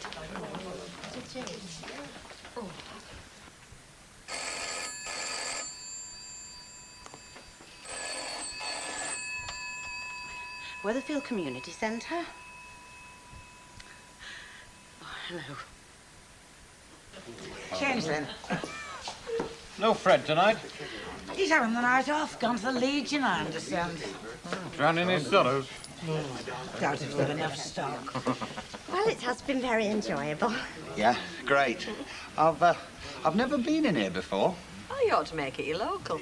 Well, it's not all that convenient. No, Bobby lives over by Arlington Park. Yeah, I better be getting back there too. I've got some paperwork to do before tomorrow morning. Oh, dear, a businessman's work's never done. Well, we must do this again sometime. I think Bet wants to say goodbye. She's very friendly, Bet. Nice to meet you, love. Thank you. Bye. Bye then. Bye-bye. Bye. That didn't turn out too badly for a blind date.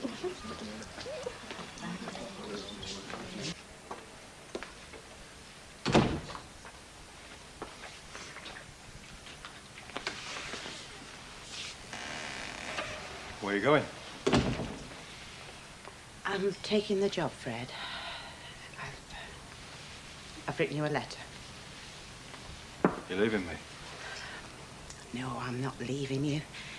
If anybody's leaving anybody, you're leaving me. I'm taking the only step that's left for us to take. And you could do the same. You don't want me to? Go on, admit it. You don't want me to. Oh, I'm not kidding myself, Fred. It's been a mess. Ever since we got married, a mess. And it's as much my fault as yours. I'll not deny that, but this is a chance for us to start again. We could start again.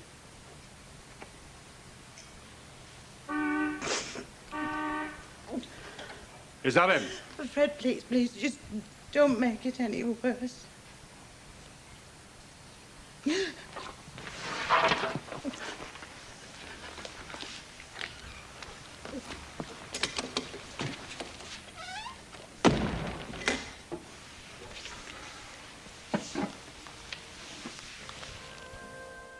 Down memory lane, are you, Hilda? Oh, me, memory lane. Oh, no. Every time I go down there, I get mugged. It's a very cynical remark, isn't it? It's a very cynical truth. No, if you must know, I was going forwards, not backwards, into the what might have been. I mean, if things had been different, we could have been saving these for the new house. Now then, Hilda. You might well look shamefaced. I'm not looking shamefaced. I've got nothing to look shamefaced about. If you'd come in with us on the mortgage, would have been quenching. New house for Hilda, 4,000 quid in the bank. Hey, it wasn't beer money, you know. Look, can I just put my 2 pence in just to clear the air? It might surprise you two to know that it's not been very pleasant for me living here in the last few days. I've had some very nasty looks from the pair here. Just because I'm on the bins doesn't mean I'm thick-skinned, you know. I can be hurt by me friends just like the next fella. No, but Stan's right, though. I mean, if you'd signed that mortgage form with us, it would have been plain sailing. Hilda, I told you. What if I got married? I'd have been chained hand and foot to a load of bricks and mortar down Farmer's Lane. When you got wed, you're going to come and live with us. Well, I know that, Stan, but it's not exactly the best way to start off a married life, is it? Why not? Oh, I know what he means. And I mean, it's not as if you've sold the house. You didn't get a firm offer, did you? No. They just said they had other places to see and they'd let you know. Yeah. And then they cleared off as quick as they could. Yeah. Yeah.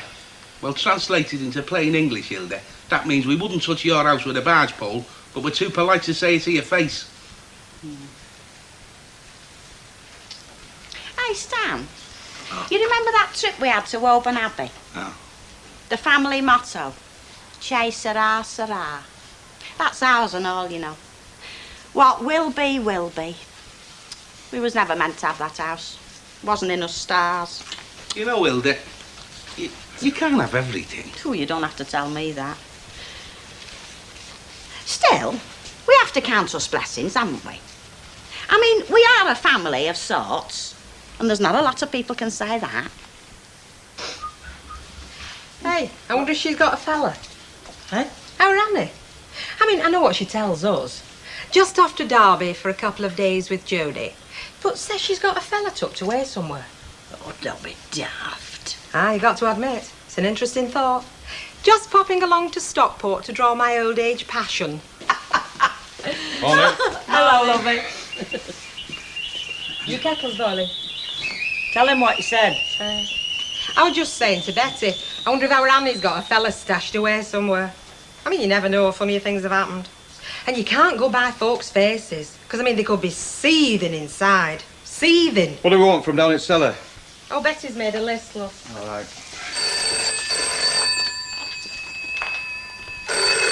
Hello, Rover's return. Who is it, Cock? Fred, you're Debbie. Who? Debbie, your stepdaughter.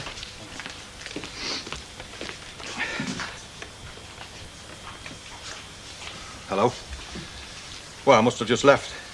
No, well, I've just walked in here. No, she's not here. She's, Look, it's not very convenient here, you know. Come and get it. Hang about.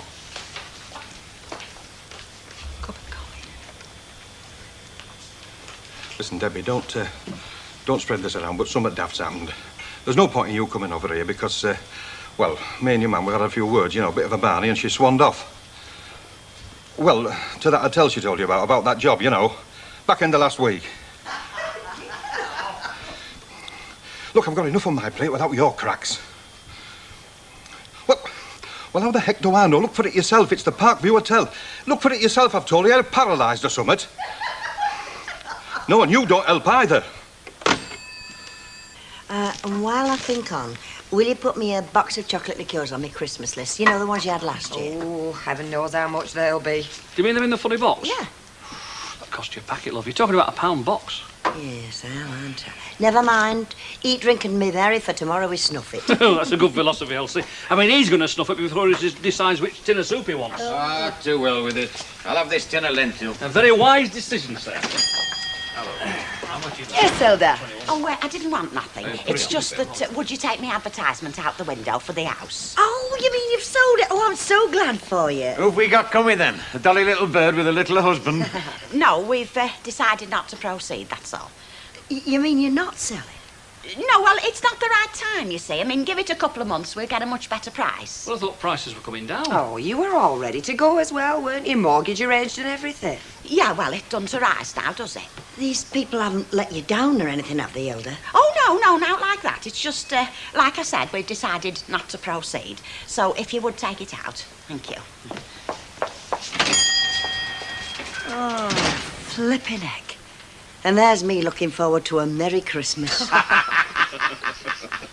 Dee-da-dum, dee-dee.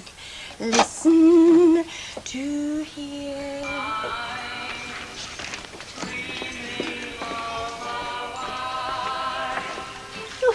Do you know they say this is the most popular song that's ever been written? Not the way you sing it, love. Oh, well, we can't all be professionals, can we? Absolutely. I was just thinking what a great rendition you were giving. Thank you. Save your breath, it'll get you nowhere. That's what all warbling's about. She's got a fella. Oh, Rita, please. She has. Bobby Simpson, the Adonis of Hardwick Green. You might have seen him in pub one night last week. Well, you'd have had to look fast because he was only in the once, so he needn't go on about it. No, but you've high hopes, haven't you? Very high hopes. We should all have those, so give us a packet of my cigars, will you? Oh, hello, touched a raw nerve, have I? Well, if I was to say that business was fair to moderate, I'd be kidding myself, but you never know, in a couple of hours it could be better. So I'll tell you what I'll do. I won't have my usual ones. Give me something a bit bigger. Make me feel like Churchill. Right. Now, these are nice. 3 times you normally pay them. Buy twice the size. Go on, then. I'll have them. Yes, Mr. G, can I help you? Oh, can I have a box of tissues, please, and a tube of them cops week, you know. Fred, do you ever get the impression you're fighting the rest of the world and they're winning? All the time. I'll tell you what you need. Yeah, a woman. A woman to share your problems. To add to them, you mean? You know nothing. See ya. Sure. There we are, thank you. So- Oh, would you take Mrs. G's magazine, please? It's just come in. Oh, yeah, right, yeah. Do you know the very funny things, Pies? They can vary more than any other article of food. I mean, there's some you can actually detect the hand of the master chef. Then again, there's others, to put it mildly, fall short of gastronomic perfection. And which are these? Well, they're sort of in between the two, you know. Right, well, if you know where to get better ones, go from yourself. I'm just saying, that's all. Just making a little dinner table conversation. Were you? Well, shut up, we can do without it. Where'd you get these pies? Stanley, one more word. She's still upset about the house, Stan. I don't know why it's over, she might as well forget it. Well, women don't have that philosophy, do they? I mean, she's still living in her fantasy world. Still believes in miracles. Don't see the point. But she married you for the start. I don't get you. All right, I'll get it.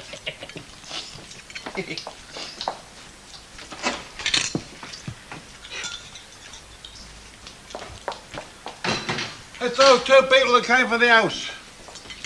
Oh, hello, you've just caught us in the middle of us dinners. Oh, dear. Oh, it's quite all right. We was going to have a cold sweet, as it happens. Eddie, take your plate out. I don't think you met my husband, did you? Mr. Stanley Ogden, Mr. and Mrs. Belstone. Hello. And this is Mr. Eddie Yates, a friend of ours what's living with us at the moment. How do you do? Would you like to sit down? Oh, thanks. Now, I don't know what you've come to say, but since you came last... Since we came last, we've been doing a lot of thinking, Mrs. Ogden.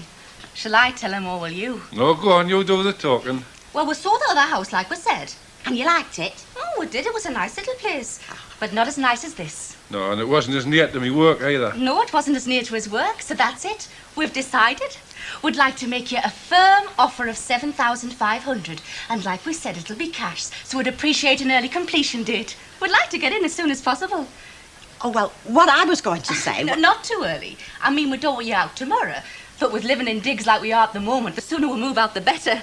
Money doesn't grow on trees, does it? No. No, well, I don't know how to say this now.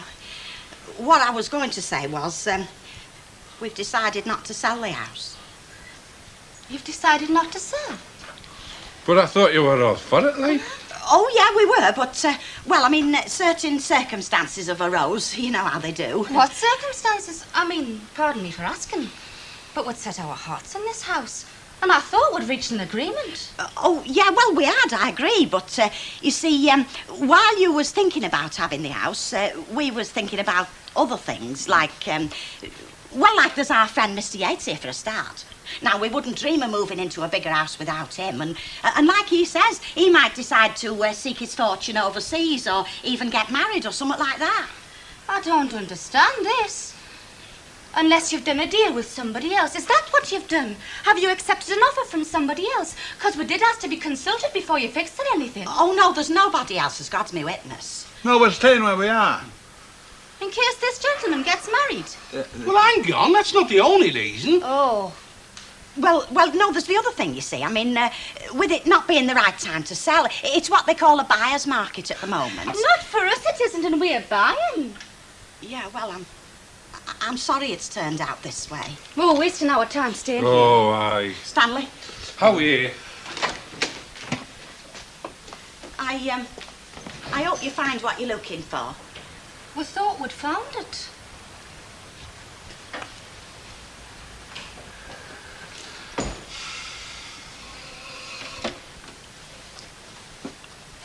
Oh, I feel dead rotten. Now, who was it said count your blessings? What are you worried about? We're happy, aren't we? We get enough to eat. We don't go cold in the winter. We got the odd pint. I mean, look around you, Hilda.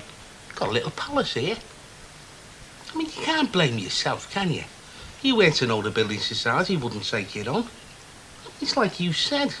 What will be, will be.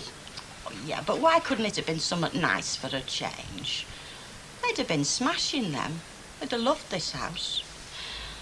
We would have loved the new one. Oh, hello. Where you been skiving to? I have not been skiving. I have been drumming up new business. Successfully, as it happens. Oh, good. So when are we back on a 5-day week? Uh-huh. Softly, softly, catchy monkey. Have to wait and see, won't we? Wait and see. What politicians then? Yes, love. Large Scotch, please, darling. Certainly. Yes, love? Oh, I'm being served, thanks. Oh, I didn't mean you, sir. I wouldn't dream of calling you love, sir. Yes, love. 2 bottles of brown here, please. I've got the glasses. Thank you, love. Oh, You're not from Cornwall, are you? oh, not sure as you'd notice, no. Fred, the hall hasn't been cleaned up after last night's do. The floor hasn't even been swept. I knocked at your door, but... Look, Ken, I were meaning to mention it. It's just that, well, I've got Eunice. She's in bed ill, like, you know, and I were going to go and clear up after I'd finished in here. Well, I'll be glad if you would. Oh, well, no, sir. Yeah, nothing serious, I hope. And will she be back tomorrow? Well, I hope so, yeah. Must have been some row. She's out on strike.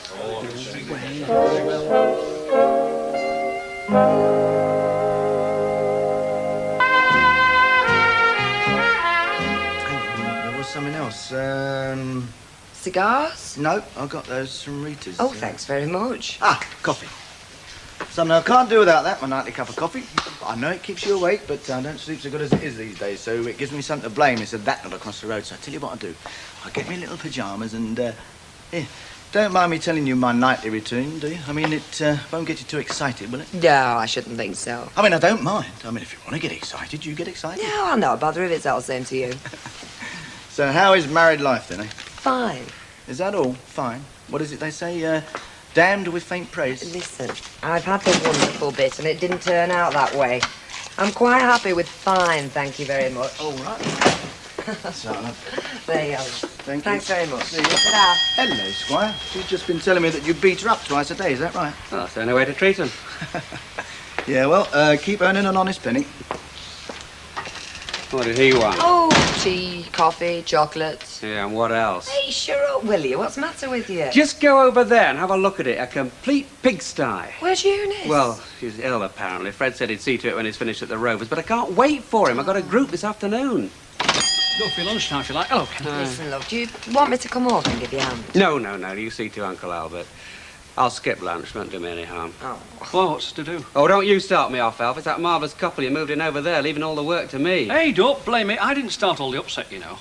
Anyway, they'll not be there much longer. Yeah, well, the sooner it gets sorted out, the better. Ta-da, love. It's not fair, you know. No, I know, love. Hey, you never said anything to me about Eunice being up, did you? Not aware.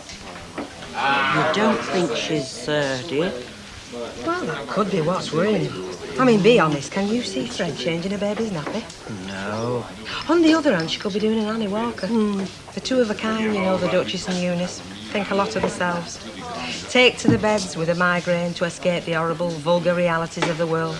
And let's face it, there's naught more vulgar than caretakering. Oh, I'm not so sure I agree with you on that, love, eh? No, well, that's the cross you have to bear, you see, Betty, because I'm usually right. Yes, sir? I think we've been gazumped. Get away, woman. They said nothing about offers. Well, they wouldn't, would they? They come up with that daft excuse about that fat fella getting married. Look, if they'd been gazumping us, they'd have told us. They'd have said, we've got an offer for 8,000. Then they would have waited for us to come up with something better. I still think we've been gazumped. How's it going, then, love? Oh, well, I can grumble, but I won't. You gonna have a drink? Aye, why not? Betty, give us another pint in there, will you, love? Okay. And one for Elsie. Right. How's it going over the road? Are you still on a 3-day week? Aye, but he says he's got some new orders or something. If he has, he's dead lucky, you know.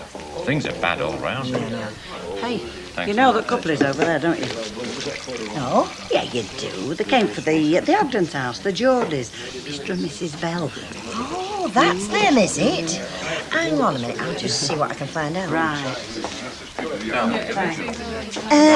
Excuse me, we haven't actually met, but we have spoken on the phone. Mrs. Tanner, you were after the house next door. Oh, why, it's nice to meet you. Yeah, can I get you a drink? No, thanks, love. I've just been bought one. I hear it's fallen through. Aye, we were just talking about it. You don't happen to know if they've had another offer, do you? No, I wouldn't know. Why, did you make one? No, but it has to be kept in the picture like and we wondered. Yeah, they've just withdrawn the house and they're not moving. Oh, Oh, I didn't know that. Aye, it was a bit of a facer. We were banking on that house, weren't we? Oh, aye, we were. That would just have suited us. I can't think what's happened. Len, I know they were very, very anxious to sell. This is Mr. and Mrs. Bell. They were after number 13. Hello. It appears that Hilda's let it fall through. She's not anxious to sell. Oh, and we were looking forward to having you. Now, don't make it worse. We'd have had good neighbours and all. Very important to have good neighbours. Oh, we know. Right, it's no use crying over spilt milk. Have you thought of upping the ante? Oh, well, according to them, there's nobody else made an offer yet. Mind you, we don't believe him. Well, it might work, you know. Find out what the price is, offer them a couple of hundred on top. That's if you've got it to offer. Oh, I would got it.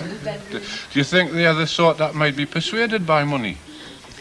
Oh, I think you could say that, couldn't you, Len? I think you might, yeah.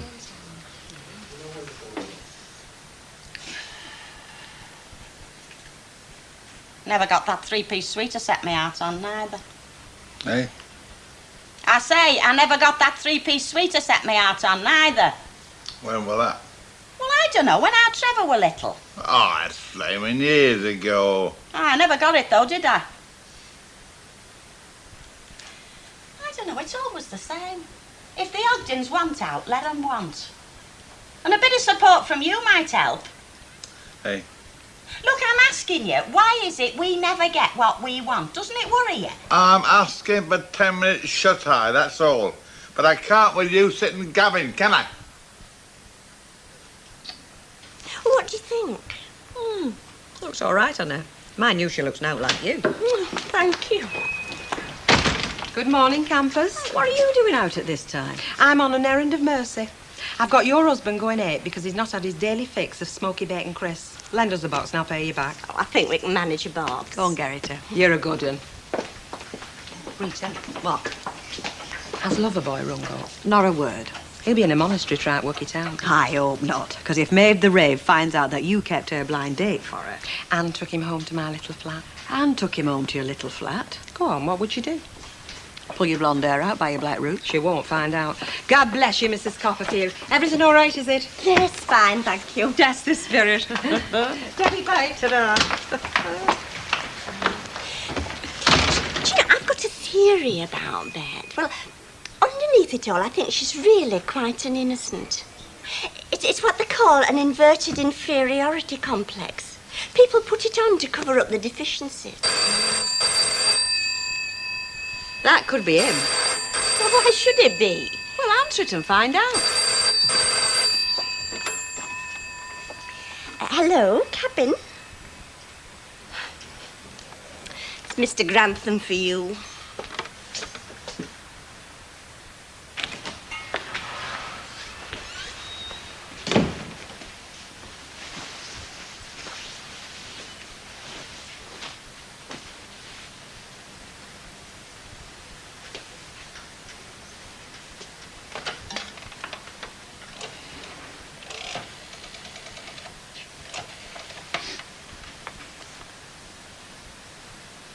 Oh, it's for South Manchester.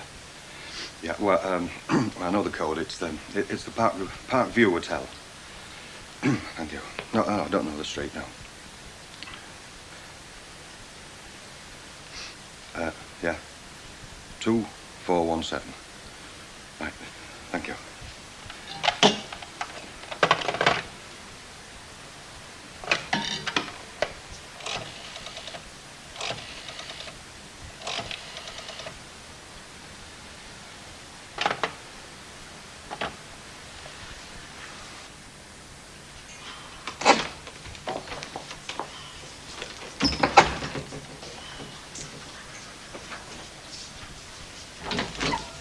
Hello, Hilda. Been having 10 minutes shut eye for the past couple of hours. Knackered, is he? Cleaned a couple of windows, has he? Now leave him be. He hasn't got many pleasures, and what he has are simple. Oh, very true. What's that you've got? This, Hilda, is what you call spray frost. It's for decorations and that. Got it out the bins. Oh. It's all right, I've cleaned it up. I mean, very expensive stuff, this, you know. It's half full. Don't want to waste it, do we? Hey, get off! Get off me, Muriel. It's all right, it washes off. Here, wake him up. Wakey, wakey, Stanley. Visitors, mate. Oh, hello. We're sorry to bother you again, Mrs. Ogden, but could we have another word? Oh, yes, certainly. Will you come in? Mr. and Mrs. Bell, Stanley. I tell you what it is, Mrs. Ogden. We don't like giving in without a fight, and money's important. We realise that. So we've decided to raise our offer to 7,800. Well, Oh, go on then. We're prepared to go to 8,000, but that's the top. Oh, aye, that's the top. Oh, dear. Tell you what I've done. I've made out a cheque for the deposit. It's £800 and it's made out to Mr. S. Ogden. So we'll say no more. Think it over. We'll be back tomorrow to see if you want the cheque. We're leaving it with you as evidence of our good faith. Come on, Ron.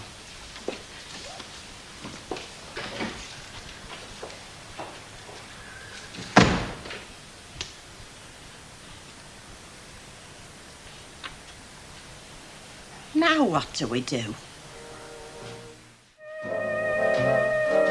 800 quid, eh? 7,200 to come. 8,000 quid altogether for an outlay of... What did we pay for this house all them years ago? We paid 575 in 1964. And we own out, so when we sell it, it's all profit. Of course, there'd be removal charges and solicitors' fees and that if we did decide to up sticks. No, it's no good sitting here dreaming, Stan. We've got to keep a roof over our heads. That means we've got to say no to the Bells when they come for their answer. You reckon? Yeah. I mean, I know this place isn't much, Stan, but it is our own. I mean, we're never going to find a notice to quit on the doormat. Not going to find ourselves out in the street with all our belongings on handcart. I mean, it's no good selling the house and ending up on the twopenny rope. Well, you've heard of the twopenny rope, haven't you? It's what they had at the Sally Army.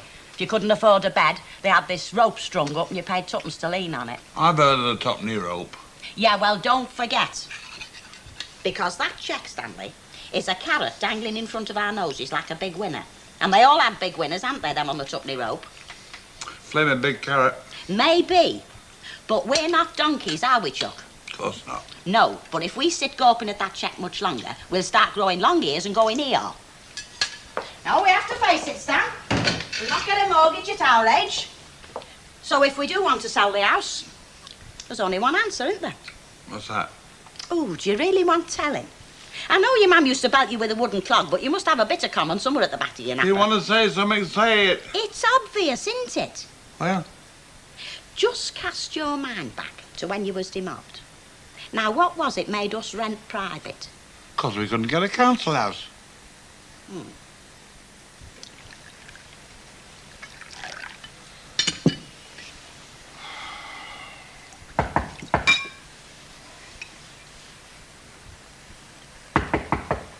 Who is it? It's Ken. Oh, come in. It's off the latch. Morning. How do? Eunice feeling better, is she? No. Oh, sorry to hear that. Nothing serious, I hope. Oh, no. Not a matter of doctors or hospitals, then? No. More a question of days rather than weeks? I don't know. But you do understand, Fred, that even if it's a question of days, I've still got to make other arrangements. You've already made them, haven't you? Only a matter of time before we got our marching orders. You have no chance of you filling in? No chance. I mean, not even today. There's a lot to do after the ratepayers last night. Not up to me, is it? Look, Fred, I appreciate if Eunice is ill, it makes problems for you, but if it's not serious, and as she is being paid... What do you want, Ken? A sick note or something? Well, by rights. It all comes down to money, doesn't it? It comes down to the fact that there's work to be done, and if Eunice can't do it, then I've got to get somebody else. For today, we can probably manage, but... Look, Ken. Sit down while you take a pew. Look, about Eunice, Ken, she's not ill. Oh? No, well, the fact is that we had a bit of a barney, so, you know, a few words and, well, your wed, you know what it's like. I suppose I do. Well, she sort of blew a top, you know, and got on a bike, so to speak, you know. So you mean she's not living here anymore? Well, not at the moment, no. And you don't know when or indeed if she'll be back? Not for sure. Well, Don't know what to say, Fred. I mean, don't want to get another caretaker in. I'd have to report the situation, obviously, but if she's not back by the end of the week... Oh, look, Ken, she'll be back, you know. She'll probably be back on the next bus feeling all ashamed of herself, you know. Yeah, well, let's hope so. Because with the best will in the world, I can't just let the situation drift. I mean, you understand that? Sure. Right, well, keep me posted then. Oh, here she is, the brazen hussy herself, the girl with the sexy telephone voice, in the Rovers the other night with a cracking bit of trouser. I wouldn't have thought Bobby was your type. You'll have to watch her, you know. She's been at Knife Box this week. Actually, I said that the wrong way around. What I should have said, no disrespect, was that I wouldn't have thought you were Bobby's type. Do you mean with me being dead common and a bottle of blonde into the bargain, love? No, I didn't mean that. I meant in terms of personality. Of course, it all depends how you view relationships. I mean, if you only see the physical side, well, personality don't come into it, does it? Hey, you're not seeing this Bobby bloke, are you? What if I was? He's up for grabs, isn't he?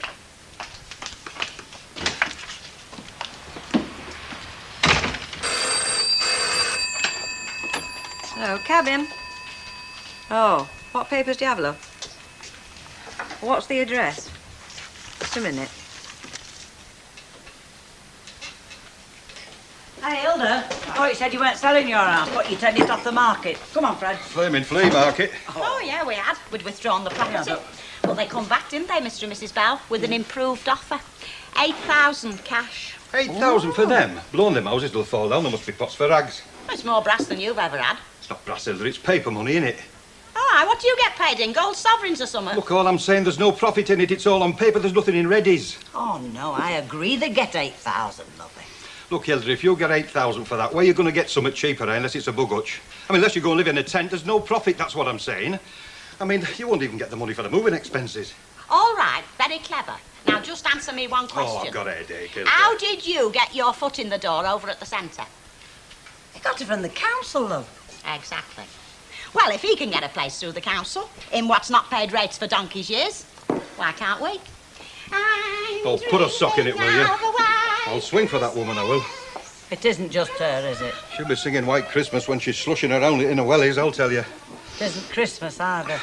Christmas gets me that way. Look, Fred, you're talking to somebody who's known you for a long time, lovely. Come on. What's the matter, Fred? Well, Eunice, innit? She isn't ill, is she? No.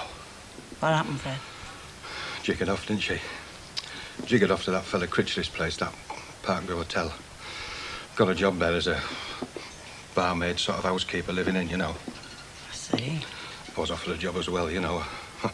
General dog's body toe, like that's what I'd be. Imagine me with Critchley on my back. Yeah. Ah, well, just a mucky little dockside pub, that's all it is. Is it a case of, you know, good riddance, or do you want her back? I don't know. Well, would she come back?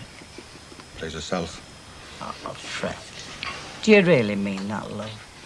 Look, Betty, I'm maybe the world's biggest tater, but I've got my pride. Got it cracked, then? Well cracked. Nice cosy little residence, courtesy of the corporation, and 8,000 smackers in the old Christmas stocking. Right.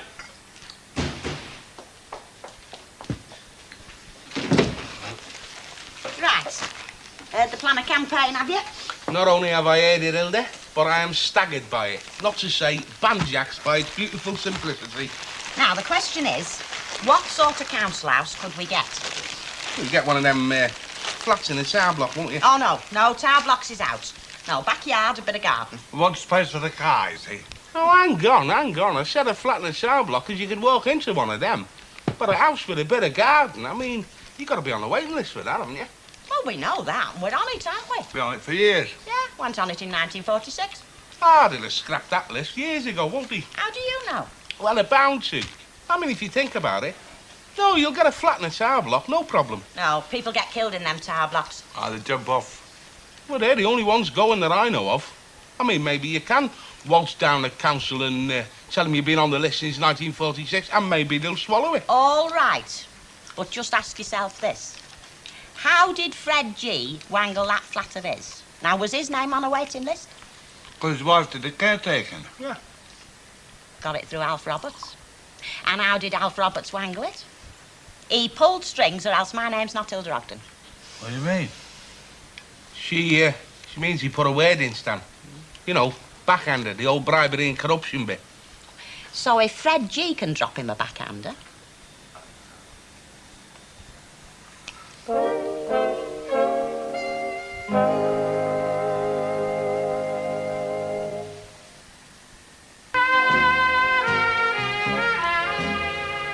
Well, Betty was in just now, and she says Hilda reckons they're down for a council house. They won't get one. Yeah, there's a lot of council houses that they have trouble in letting, you know. Do us all a favour, will you, Alf? Any lists going, get their names on top. I was in one the other day, you know, putting a shower unit in. You wouldn't have believed it was a council house. Ah, yeah, that's the top bracket, isn't it? I mean, there's plenty in the twilight zone. Very dodgy, them twilight zones, though, aren't they, eh? See you. It's right. Hello, Stanley. Hiya. There you go. No, it's the property speculator. You know what? Forget it. What can I do for you, Stan? I want a word with the gaffer in private. Oh, fair enough. Anything for a skive. I'll go and finish that delivery off. Yeah, all right, look. Yes, Stanley. That council house we're after. Oh, yes, I'd heard. Who'd heard? Yes, I might as well be honest with you, Stanley. I don't think there's much chance of the council being able to find anything suitable for you. We found one. You know, it stayed at the back of the precinct, like. There's one empty there. Not be empty long, though. I'd see Eddie does the bins. He said it'd been empty a fortnight. Yeah, that's not to say it's not been allocated. So I thought it was time you perhaps could pull a few strings. I can't pull strings, Stan. Well, you pulled them with Fred. Hey, let me just nail that rumour once and for all. What I did for Fred was up and above board. Could be a bob or two, innit? You what? Well, it's cash coming to us, you know, say 20 quid. £20? Well, maybe 30, perhaps 40. Whatever the going rate is, we'll top it. The going rate? Well, I mean, you're a councillor, aren't you? You got a pal wants a favour, few notes change hands. You know what they call key money, isn't it? They don't call it key money. They call it offering inducements. Whatever they call it. They call it bribery and corruption, Stanley. They can have you in court for that. Now, I've told you, there are council houses available through the usual channels, so get yourself down to the town hall. Well, £50. I'll give you 5 now. Look, Stan, push off before I lose my temper. And take my advice. If you go down to the town hall, keep your blooming money in your pocket. Anything left lying about and you're dipping in, aren't you? I've dipped into nothing. You've had your thieving fingers in this box, Yates. I haven't been near the flaming box. All right, then. Where's the fairy gone? What fairy? The fairy that was in this box. It's on the top of the flaming tray, innit? That's the new fairy.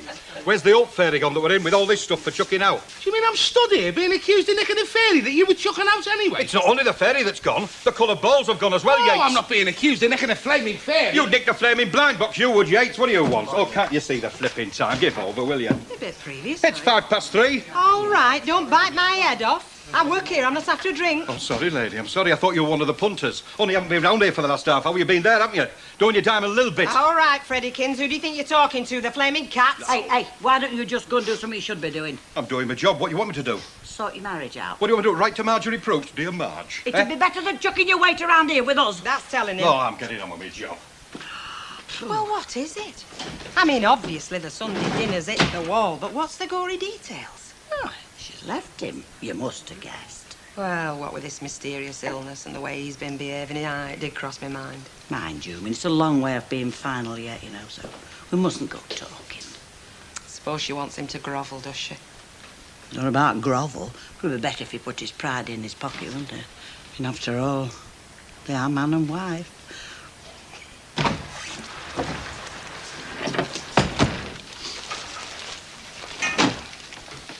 Hi, Hilda. Got some things for the evening repast. All right. So, I got the, been out and got the steak and kidney. Well, I've got peaches and bickies. Yeah. Oh, and before I forget, cop for this lot. Oh, hey, you're a good one. Do you know, I was wondering what to put on the top. Well, I got the fairy from Woolies, you know. I mean, you can't have a Christmas tree without a fairy on the top, can you? No. My dad used to make them, you know. Bit of cotton wool, bit of ribbon, he could do wonders. Yeah. Big thing at Walton, you know, the Christmas tree. All right. Oh, yeah. The governor, you see, he used to put prezzies all round the foot of the tree.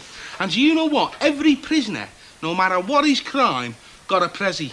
Ah. I got a junior fret store outfit. That's how I made me escape. I never know when to believe you. No, but that apart, while I was in buying the goodies, Alf was there, so mindful of the bribery exercise, I chipped him the wink. Yeah, that reminds me. What time is it? Oh, it's gone 3. No, I'm just wondering where Stan's gone to. He went out to see Alf and he's not come back yet. Well, like I said, I don't know what transpired, but Alf's boxing clever. I mean, I tipped him the wink just to see how the land lay. And he looked at me with this deadpan look. Then he says, Eddie, is there something in your mince pie? I said, no, just got this nervous twitch. He said, well, you want to watch it. You're going to give people the wrong impression.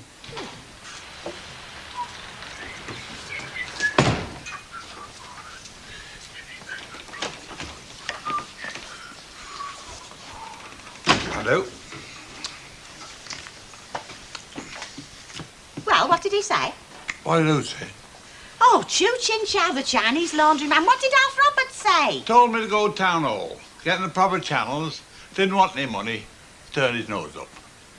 You bungled it, didn't you, you clown? Look, I told you to wait till you had the money in your hand, the green and crinklies. Well, I'll tell you one thing. It's the last time he gets my flaming vote. I mean, how are you supposed to get these houses? You never get nothing through the proper channels. You can if you try. Not with you bungling it. You can, because I've been. You wouldn't have the common. I went to town hall, I found the proper channels, I found the man. He gave me an address, here it is. 94 Lime Kiln Road. 3 beds, £10 a week, rates inclusive, and I don't mind lodgers. Is that what you call bungling? Lime Kiln Road? Don't think I do them bins. Was a lime kiln road, other side of the cut. Got blitzed and they built prefabs on it. Hey, I'm not living in no prefab. There's no prefab. It's been pulled down years ago. Now, I spent 100 quid on it and, well, we're moving. Suppose we could if the bells don't back down. They won't back down. They want to come here. Hilda, we've cracked it. Ha ha! Yeah. Looks like we have. Are you warning me off? Do you know, I've not been warned off since the Girls' Friendly Society, as it was laughingly called. Is it or is it not, Bobby? I was stood in a bus queue. It was tippling with rain. A Cortina pulled up. Hello, darling, I'm looking for Woolies. He's a rep. He's here for a week selling paint. His name's Colin, and he keeps rubbing his finger where he's took his wedding ring off. Thank God. That's life.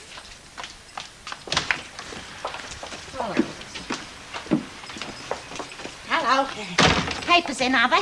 There's a rush for the evening papers, Hilda. Oh, well, I've got cruises to look up, cars to check on. Got to find a removal van. A removal van, Mrs. Ogden? Yeah, we're flitting, aren't we? Been offered 8,000, so we're flitting. You really on, is it? Definitely, yeah.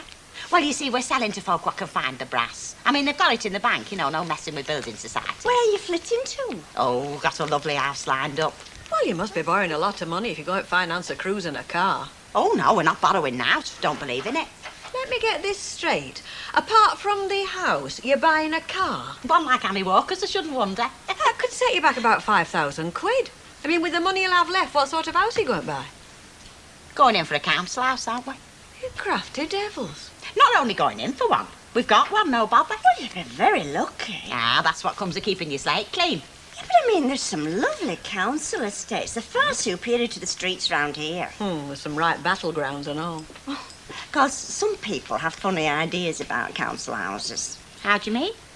Well, like snooty ideas, you know, that they somehow haven't got the same social status as owner-occupier houses have. Well, not that I believe in that sort of rubbish, but I mean, 'tis a point of view that some people have. There you are, my love. That's right, love. Thanks. Thank you. Yes, go. I bet he's Fred about. Oh, no, he's not turned in yet, love. As a matter of fact, we're getting very worried about him. Well, he doesn't seem to be over in his flat. I've just this minute knocked on the door and got no reply. Oh, well, do in the morning, I suppose. Bye-bye, love. Yes, can I have a small bottle of your best port, please, Betty? Party? Having a party, or is it for Stan's Christmas stocking? Well, you don't sell your house every day, do you? I just thought a little toast might be in order, you know, for the buyers when they come to finalise. Hey, is it true that you're doing a flit? Got herself a little council house, haven't you, Hilda? Council house? That's a bit of a come down from property owner, isn't it? Well, it's a very posh council house for your information. Oh, is it? Where is this posh council house? Not like being nosy, is there? If you must know, it's in Lime Kiln Road. Where? Don't boil me cabbage twice. Limekiln Road, have you seen it lately? They pulled down decent houses and built a slum. Even the muggers go in twos. If you get bit by a budgie, you have to go to the vet to be injected for rabies. Hey, can you cope on your own while I just nip across the road, Doc? Of course I could. I hate to say it, but he could have his head in the oven. Oh, I'll get me coat.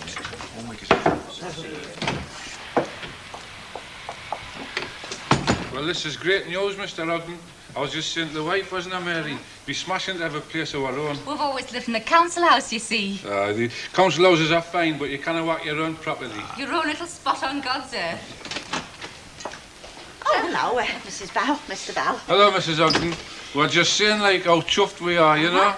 Yes, well, I'm sorry I wasn't here to greet you, but I just slipped in for this little bottle of port.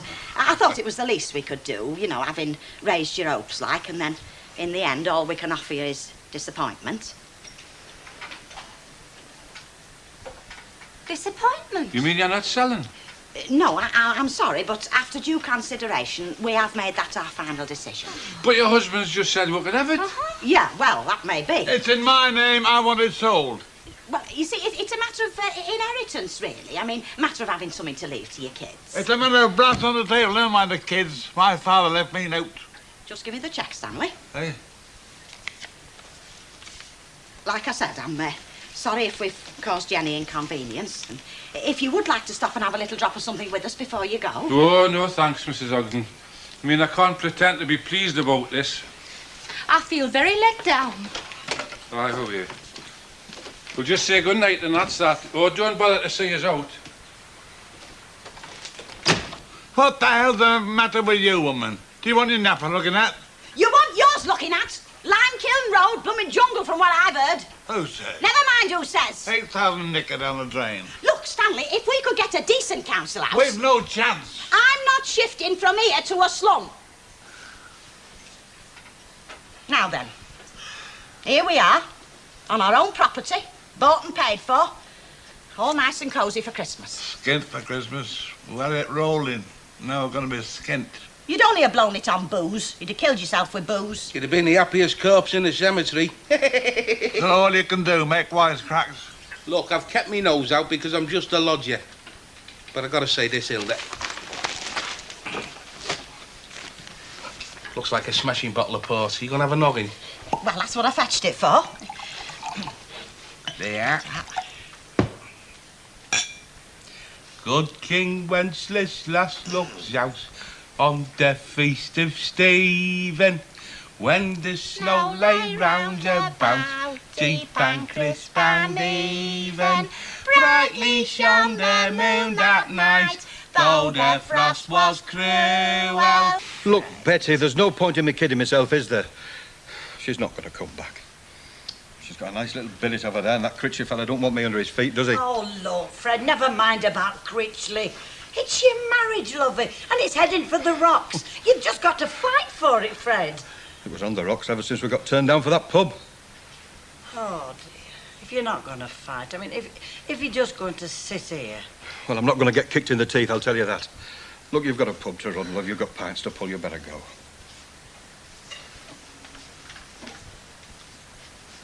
Can we expect you, Fred?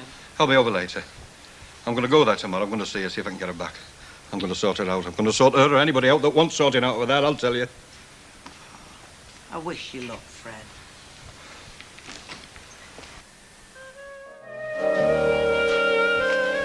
Tracy, come and get your breakfast, love. You can play with that after. Uncle Albert, your breakfast's out. Hello? Who's had that chocolate Father Christmas off that tree? Oh, thank you very much. You eat your breakfast, then we might think about chocolate, eh? Hello, Uncle Albert. Do you want a cup of tea? Aye. Aye, it's nice and warm in here. Tell you what, it's as cold as a fridge in that front room. Well, it shouldn't be, not if you've got the fire on. Not likely. They burn money, them electric fires. Look, I'll worry about the electricity bill. You just make sure you've got that fire on. Oh. There you are, love. Thank you, love. Do you want another cup of Ken?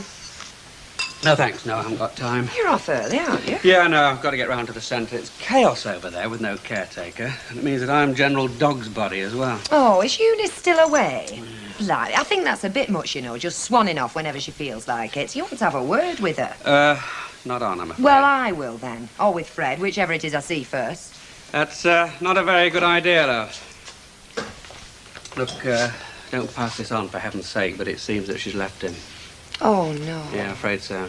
What, for good, you mean? It's all over? Well, I don't know about that, but she certainly walked out on him, and Fred's on his own in a flat. But don't pass this on for heaven's sake. Oh, no, I won't. Why are you whispering? Is it about me or something? No, Uncle Albert, of course it's not. Well, then why can't I be hearing? It's nothing that concerns you, Uncle Albert. Bye, love. Bye-bye, love.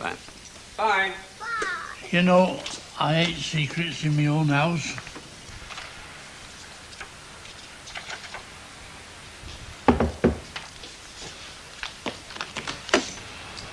Oh, you can. I'm sorry to come round so early, Fred, but I've got to have a talk with you. I'll come in. Now, look, Fred, we've got to get this caretaking business straightened out. Now, I don't want you to think I'm unsympathetic, but take this morning, for instance. It's chaotic out there. I mean, I've got enough on my plate without all these problems. I think you've got problems. Look, Fred, I told you I sympathise. I do know the difficulty that you're in. It's all right saying it, Ken. I've got to live it, haven't I? Well, have you seen Eunice? No. Have you contacted her? Down to her, innit? She knows where I am. In other words, you mean you don't know when she's coming back? Or even if she's coming back at all?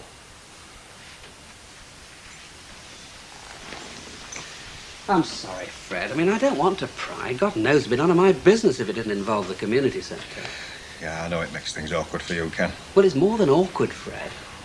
I mean, the point is, if Eunice isn't caretaking, the place starts grinding to a halt. I mean, it can't go on. As you know, the council have got a caretaker in mind to take over. And take over this flat and all. God, what a mess. My home, my wife, the flaming lot. Yeah, well, I really am sorry, Fred. But it's got to be sorted out soon. I mean, the centre needs a caretaker. And I did home, don't I? And a wife. You putting any mistletoe up, Chuck? No, not in here, Cop. I mean, who comes in here to take advantage of except Fred? Well, perhaps Fred would like to be taken advantage of. Might cheer him up a bit. Yes, well, I'll leave that to you, Betty. That can be your good deed for the day. Oh, you brewed up good. Yeah. Have you finished upstairs, Hilda? Well, give us a chance. I'm not a miracle worker, you know. Oh, well, you see, Mrs. Walker will be landing back from their journeys about dinner time, and she'll want to know the reason why, lovey. Well, don't worry, it'll get done. You just stick to running that bar, and let them can clean. Still house hunting, Hilda. I believe there's some lovely bungalows for sale up Broughton Way. Dream kitchens, picture windows, central heating. We've decided to stay put. It's our Christmas present to ourselves. Is that what you call it? No, well, you see, I said to Stan, I mean, what do we want to move for when we've got a right little palace here already? Ah. And Stan said to me, he said, Hilda Chuck, it's dead right, is that? You can look all over, but you find your true happiness in your own backyard. So that's what's in your backyard? I always thought it was an outside toilet. When you've got a nice convenient home already, you don't need to move, you see. This time last week, all we could get out of you was that you couldn't wait to get away from grotty little terraced houses. Well, say what you like, it's a damn sight better than living in a poky little bed sitting room. I walked into that. Oh, come on, let's have a bit less fratching all round. It's supposed to be Christmas. Now, come on, let's see a bit of the spirit. Morning. Hello, Fred. There's tea in the pot, lovey. Give time for a cup before you start on the cellar. So I can wait. Oh, Mrs. Walker's due back, you know, at dinner time. Who the hell could forget a thing like that? If it doesn't suit her, she can do it herself. How's Eunice? Only I've not seen her around lately. Come on, Hilda. Don't you think you ought to go upstairs and get them bedrooms done? If she finds you still at it, they'll be able to pay. I don't know, it's all right for some, isn't it? Sat here supping tea while I'm toiling away. You know, if you fastened a brush to my backside, I could sweep the floor while I'm walking about. Still not heard from her, lovey. No. Oh, look, Fred, you mustn't be stubborn, love. I mean, you'll just have to go after her. You know, Fred, I think Betty's right. I do, really. I don't know. I don't know what to do for best. I mean, I ask you, maybe. You know what they like round here? Fairy lights. Well, they're very good value. They don't go in for fairy lights round here. If you put more than a 40-watt bulb in landing, they think you're competing with Blackpool Illuminations. I mean, they're quite reasonable for what they are. For what they are. And shall I tell you what that is? A dead loss, because we'll never sell them. Oh, well, I keep telling you, Rita, these are ordered. Who by? Well, that woman that comes in, I don't know her name, but I know her by sight quite well. I mean, she's something big in the Women's Institute. Now, that I do know. Oh, just a minute, though. It could be the town's Women's Guild. Oh, give her a wittering. Well, I mean, she did order them weeks ago. All of them? All 5 boxes? Yes. Well, here we are, 3 days before Christmas, and why haven't you collected them? Everybody's got their tree up now. Oh, not everybody, Rita. The sort who festoon their tree with lights have. They haven't had their front room curtains closed for over a week. Well, she definitely ordered them. Well, she's either changed her mind, or moved, or died, and we're stuck with them. Well, I'm sure they'll sell easily enough. I mean, like I say, they are good value. Who's your supplier? Bobby Simpson? Because he could sell you Manchester Town Hall if he put his mind to it, with or without fairy lights. Heard from him, have you? Not just lately, no. Well, why don't you ring him? I've just thought of a wonderful excuse. Ask him, does he know any fairies? Oh, Rita. Morning, girls. Ah, here's just a lad now. Eddie, you'll buy a box of fairy lights, won't you? Fairy lights? We don't have them in the pool. We nick traffic lights.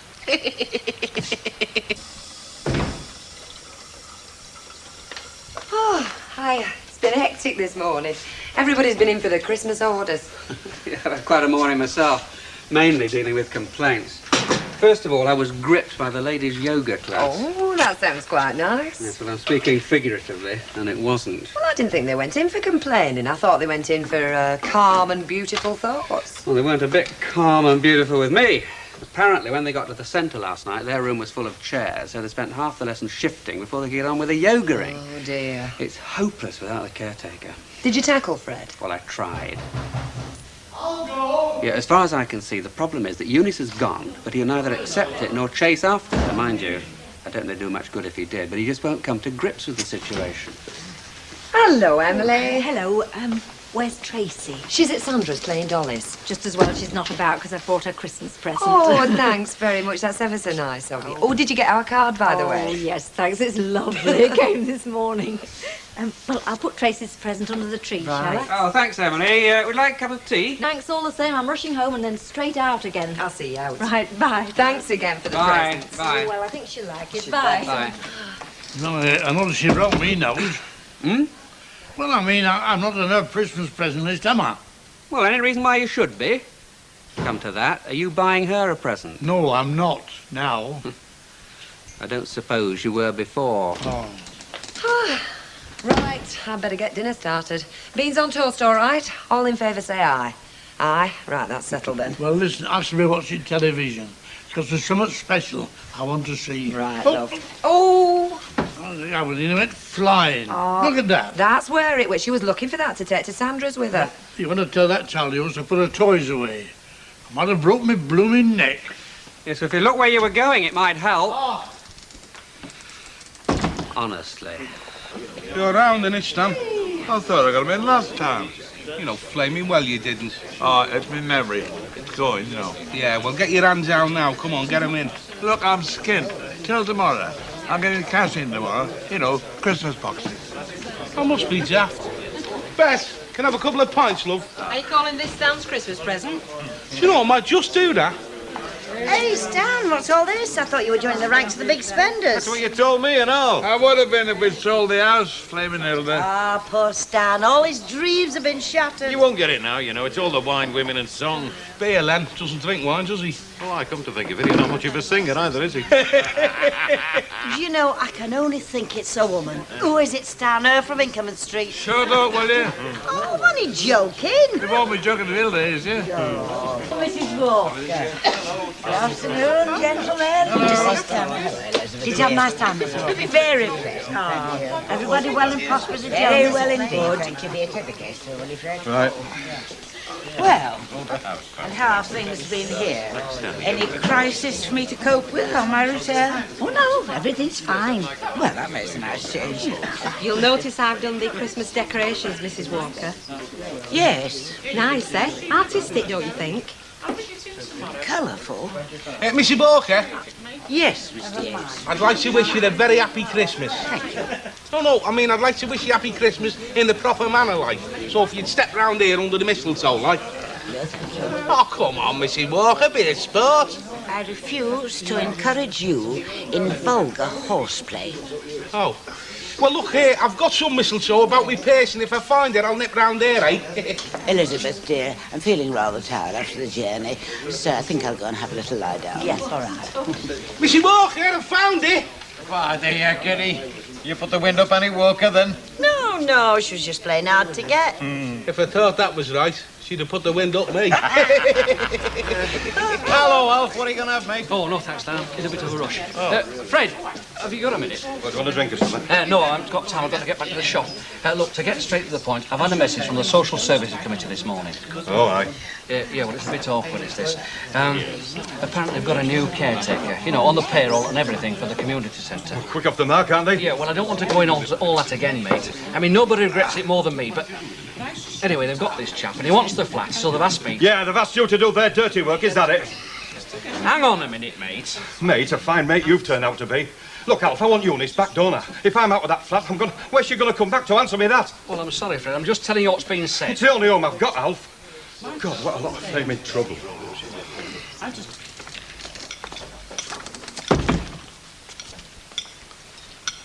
I thought you sent me dinner out. Yeah, it is. I put it in your room. Oh, so I've got to eat in there on my own now, have I? Oh, of course not. Don't get all aerated. Look, you said you were watching something on telly, so I went in to tell it was ready. You weren't there, but the telly was on, so I just thought you'd nipped upstairs for a minute. Oh, it's fine to be shunted out at the road, isn't it? Oh, come on, Uncle Albert. Now, don't make a mountain out of a molehill. I suppose that's how many Christmas dinner on my own in there. That's a bit next thing. No, don't be silly, Uncle Albert. Come on, sit down. I'll go and get it for you. No, don't bother. Don't bother. I know when I'm not wanted. Don't be like that, Uncle Albert. Come and sit down, No, I know when I'm an intruder in my own home. My God, he can be difficult. You can say that again. Well, I took you for better or worse, love. Trouble is, I was forgetting about Uncle Albert.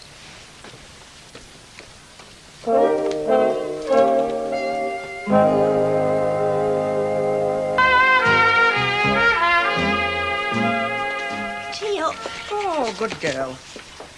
Hey, it looks as if we've only got one box of them fairy lights left. Hey, you sold 4 boxes. That's not bad going. Who bought them? Well, that woman over there in the sandwich bar, she's bought 2 sets. She's going to string them up in a window. Is she now? Yeah. That'll throw a new light on boiled and balm cakes, won't it? Who bought others? Well, I did. You? Yeah. Well, you haven't got a tree. No, but now I've got the lights, it'll make me buy one, won't it? Well, maybe not this year, but certainly next year, because I'll have the lights already. Oh, by the way, I've only charged myself cost price. Is that all right? It'll have to be, won't it? And, well, I know fairy lights are something you and Mr. Fairclough wouldn't ever buy. Dead right. For yourself, so I'm going to give you the other set as a Christmas present for both of you. Oh, maybe. I mean, what can I say? Just what I've always wanted doesn't seem right somehow. Well, I don't know whether I've done right to tell you, really, because it won't be a surprise for you. Still, it'll be a surprise for Mr. Fairclough, won't it? Oh, it will. It will. I can see him now on Christmas morning, all excited, opening them. His eyes will light up. Red, I shouldn't wonder. Rita, you do talk fanciful sometimes. Hello, Hilda. What can we do for you? I just want a couple of Christmas cards. I don't know, it's always the same, isn't it? You know, you think you've remembered everybody, and then all of a sudden you get a couple of cards from people you never expected. Here, these'll do. I only want cheap ones. One's for my cousin Florrie, who'll talk about a hard face. Not worth spending good money on her. Still, she did send us one, so you don't like to be behind the door, do you? No. You'll be getting a nice card off your Stan. He's been in buying one of our best ones. Stan has? Oh, I look forward to that. I don't suppose you're going away this Christmas, are you, Mrs. Ogden? Not this time, no. No, I did think of it, because I seen this advert in the paper. Christmas in sunny Tenerife. But then I always say you can't beat your own fireside. Oh, that's very true. Oh, a family Christmas must be lovely. Especially if you've got fairy lights on your tree. How about it, Hilda? You could turn your living room into a fairy grotto and Stan sat there like a fairy prince.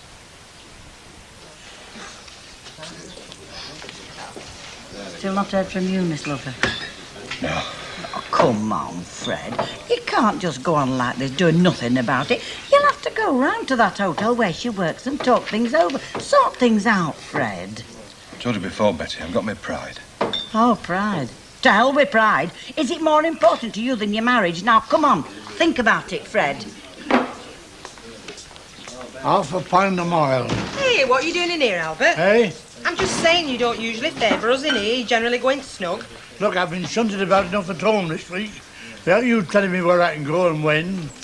Don't bite me head off. I only said you usually go in the snug, that's all. Right, I'll go when I want and where I want. We won't have so much nattering about it. Good evening, ladies. Do you know, all of a sudden, I have that Christmassy feeling. Yeah, me too. I hate it. Oh, come now, Babes. Well, what do? I stand on this side of the bar, watching them on the other side get legless, then they stagger off home to the turkey dinners and the families. What do? Off on me own, back to that bed sit. Oh, give over. You'll have us crying in us ale in a minute. I tell you what, you and me will have us own Christmas too, lovey. Yeah, well, lay on a few fellas there. Of course, Betty's right in a way. It is a family time. Our Joni, she begged me to stay over Christmas. Of course, I had to say no. I mean, I couldn't leave you to cope on your own at Christmas of all times. Like as if. I bet Joni flung her off that train. Any bet? Half a bitter, please. How's Ken, then? Oh, bearing up, in spite of everything. A bit different from Uncle Albert, then. What's he been up to? Do you know, he turned on me like a mantle not 5 minutes since. Oh, he is naughty these days. I don't mind, really, I'm thick-skinned. Yeah, well, I'm pretty well hardened to him, too. I don't know about Deirdre, though. She copes with him very well, but between you and me, I don't know if she can much longer. Yeah, fine, please, Fred. Hey, you must be coining it in between you and your missus, eh? What are you on about, Eddie? Well, there, she's got taxis waiting outside the flat. Wish I could afford it. Taxi, when? Just now, I've just come past it. Was it something I said? What on earth's got into Fred? Hang about, mate. Sorry, pal, this one's booked. I could always radio for another.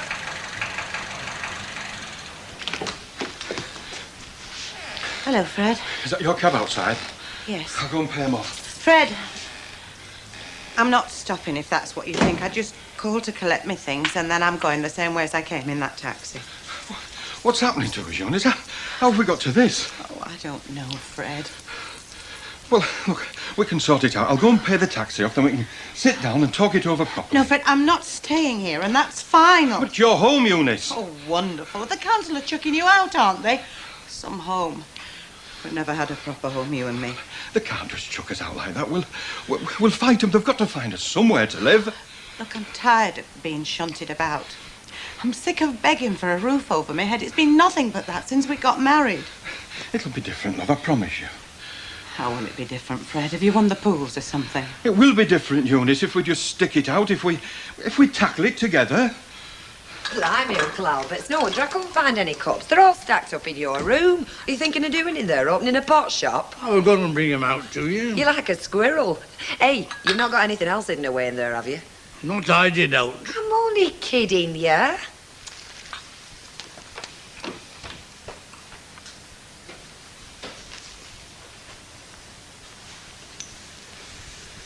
You know, Uncle Albert, Deirdre's got a lot on her plate. She has that stint in the corner shop, as well as looking after this house and us and Tracy. Oh, she's not frightened of hard work. I'll say that for her. Well, I think you'll agree then that's all the more reason not to take advantage. What do you mean? Me? Well, I think you simply don't consider her enough. Oh, that's all rubbish, that is. No, it's not rubbish, Uncle. Now listen, Uncle Albert, I'm saying this quite simply. Deirdre has got enough to do without you making her life more difficult. So what's so special about this hotel job, anyway? I never said it was special. You seem damn keen on it. Can't you see, Fred? It's more than a job. It's a place to live. It's a bit of security. You won't even admit we're finished in this place. Finished? We were never even started. I'll tell you what I do see. You used to mention me working over there at one time. You did at first, but you don't anymore, do you? You made it quite clear you weren't interested. You don't want me there. That's the top and bottom of it. Look, don't talk so soft. You made it perfectly obvious that in no way would you work for Councillor Critchley. Oh, you don't mind working for Ben Critchley, though, do you?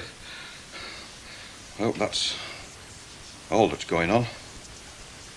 What do you mean by that? You know what I mean. No, I don't know what you mean. I mean, there's no talking to you. Look, Eunice, I'm entitled to ask, aren't I? I mean, is he... Well, did he try out on or what? Oh, trust you to bring it down to that. I'm sorry, look, but I mean, look, I do think a lot about you. Well, You have a funny way of showing it. Look, Eunice, we can be happy again if we just give it another chance. Look, we're just going round in circles.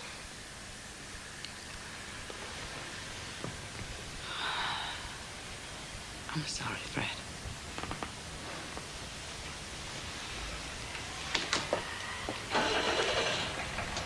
Look, I know it's a bit late for this year, but like if I get this red hot scheme going for next year, can I put your names out? Well, it depends what you want to put me down for. Me Christmas pudding club. You've had that yet. Hey, it's not what you're thinking, you know. It's a raffle. Like we have this big Christmas pudding, and it's full of guaranteed 50p pieces. And you buy. Well, I'll tell you what, if I come round to your place on Christmas Day, and he chance me pulling a cracker. Only if you bring her with you. Hey, did you hear the carol singers in the street last night? No, we didn't. We were out. Oh, you were very lucky, you were. Were they no good, though? Because they used to be very good, that St. Barnabas lot, you know. Oh, no, this is a new group altogether. There was 3 of them, all 9 years of age. 2 lines of Good King Wenceslas, and then Kick Me Door in, and all their hands out. Did they cop? Of course they did. 10p for the cheese. Don't knock it, it's what made Britain great. What happened, Fred? Is everything all right, lovey? No, everything's all wrong. Was it Eunice? Yeah, well, Eunice all right. Just come back for the rest of her stuff. Oh, I am sorry, Fred. She's losing that flat, Betty, that's the problem. That's why she's going back to that hotel at Critchley's. Look, if you ask me, lovey, I mean, it's not just the job. It is that fella, Critchley. He's your main problem, you know. Your fancy's all right, there's no doubt about that. Yeah, maybe you've hit the nail on the head there, Betty. Maybe if I sort Critchley out, I might just sort everything out. Even decent. You wouldn't be dodging up if you just got up, would you? Have you any idea what the time is? Yes. Yeah. Go ahead. The drayman are due any minute. She sent me across here, search party. Oh, come on, Fred. Get some clothes on your body. Could be 5 minutes, well, I've only just got up. Bad night. Didn't get off till about 7:30. Oh, heard the alarm go at 7 and I went spark out. Hearing like conversations going through your head, you know what it is. With Eunice? Aye. Think about the old times and all what she said, you know. She must have meant some of it, Betty. Yes, of course she did, lovey. At the time, but you know, a lot's happened since then, Fred. I mean, you've had your fair share of bad luck. Yeah. Not enough to break up a marriage, though, is it? Well, what are you going to do? I'm going to go there and see her. Going to have it out with. It's obvious what I've got to do. I'm going to tell her it's her and me that counts, her and me and nobody else. Well, I mean, if you think it's worth a try, Fred. Of course I do. I'll get her back here and it'll be, well, just like it was before. I'm told they're very nice. It still looks too much for one. Most of it'll get wasted. I don't seem to eat a lot these days. Well, you're going to go a bit mad over Christmas, though, aren't you? Well, not this year. It's not like when Ernest... I know. Then after that, there was you and Tracy. And then last Christmas, Arnold. Is it really only last Christmas? It seems like a lifetime ago. Hang on a minute. I've just had a brilliant idea. You come to us. Oh, no, Deirdre, I wasn't hinting. Well, I know you weren't, you daft thing, but really, you come to us, and that way you'll be spared a guilty conscience from chucking half a Christmas pudding in the bin. Oh, what'll Ken say? Oh, 1 or 2 choice words, I imagine, but he'll bear up. Don't be daft, he'll be tickled pink, as will Madam. I don't know why I didn't think of it before. Probably because I had so much on. What about Albert? Look, when Albert decides he wants to stuff the turkey and peel a few spuds, he can have a say in the guest list. Otherwise, chef's the boss. Well? I'd love to, on condition you let me help. Well, naturally. It's the only reason I'm inviting you. Hey, she's a brave woman, is Emily. Not only risking indigestion, but a kiss under the mistletoe from Uncle Albert. Oh, yeah.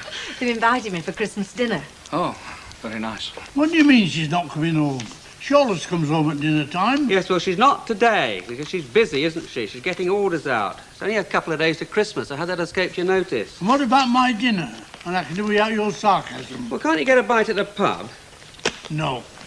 I don't fancy going out. It's too cold. Well, it's only next door, for Pete's sake. Look, Uncle Albert, I've got to go. I'm 15 minutes late for a meeting now. Can't you get yourself something for one? Now, look, she can pop in just for a few minutes, can't she? How long will it take her to do an egg for me on toast? She's not his slave, you know. You want to point that out to her. Well, what I will point out is that Deirdre isn't your slave either. And what the heck's that supposed to mean? 90% of the time, she's good enough to get you your dinner. Good enough? She's cooking yours at the same time, and the nippers, isn't she? She's not doing me any special Yes, but favour. it's still extra work for her, though, isn't it? Deirdre's my wife, not your housekeeper. Well, now where you going? I'm going out. Look, I just don't want you taking her for granted, that's all. I was going to get myself one of those individual turkey portions, but it's not the same thing, is no, it? not on Christmas Day. No, it'll be much nicer now that Tracy's going to cook my Christmas dinner for me, aren't you, Pet? I wasn't. Oh, yes, you are. You told me you were going to cook the turkey all by yourself. I'm not silly. No, but you're going to help me make the mince pies, aren't you? Oh, it's been lovely being with the family on Christmas Day. Oh, and now you're going to see Father Christmas, aren't you? You're a busy little girl. What you going to ask for? It's a secret. Of course it is. All the best things are secret. Come on then, love it. If we're going to catch that bus. Well, I hope you get what you want, darling. Bye-bye. Bye-bye. Bye, love. Bye-bye. Hey, look, you could come to us, you know, but... No, it's all right. I mean, I know Mr. Fairclough wants a quiet day, just the two of you on your own. Well, he's entitled. I mean, I fully understand.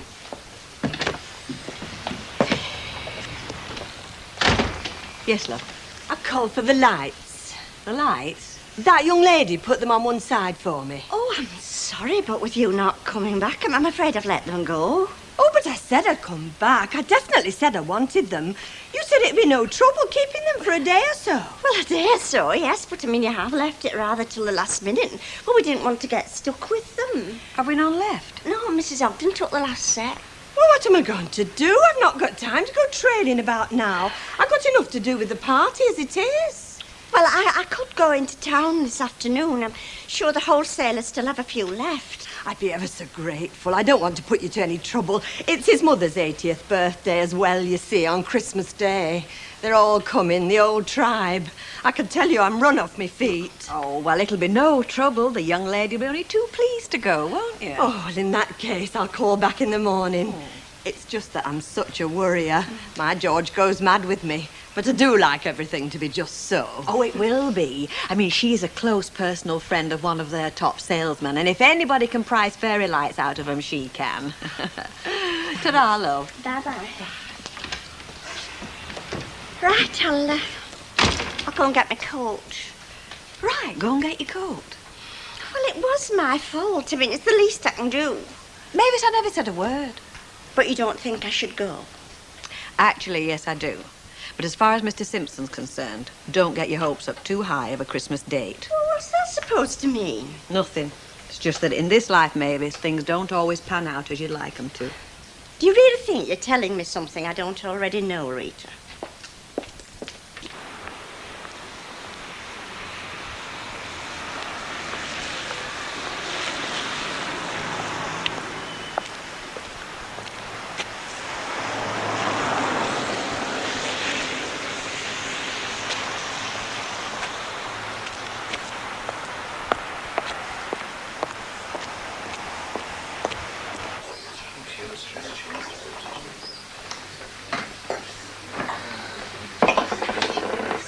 Who's the lady with the fur coat and all the diamonds?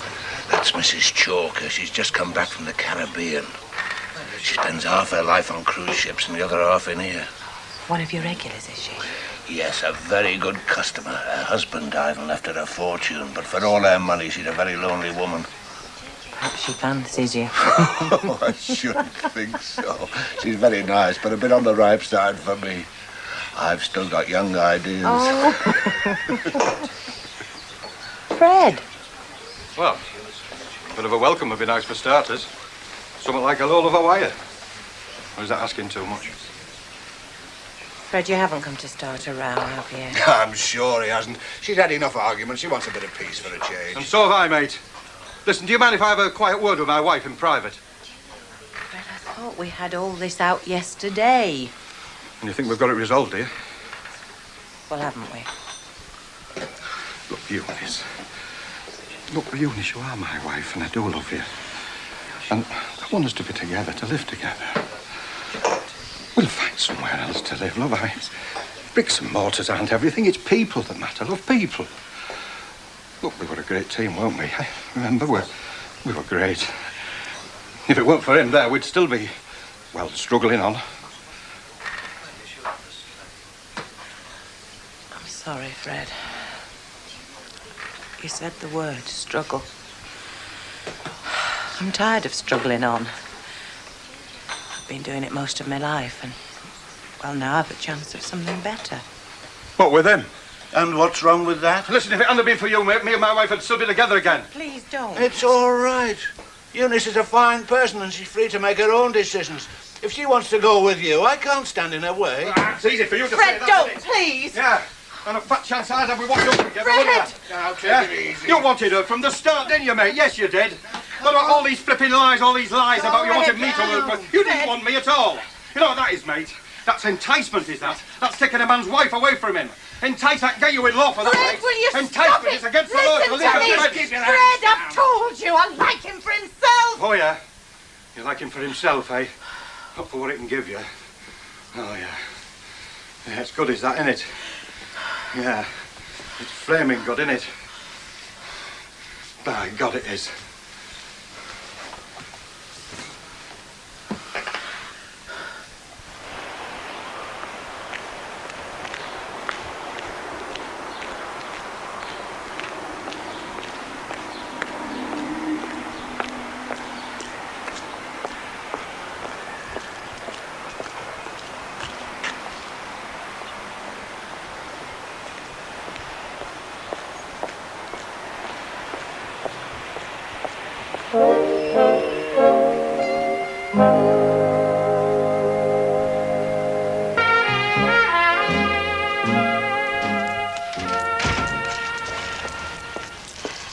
Get him all right?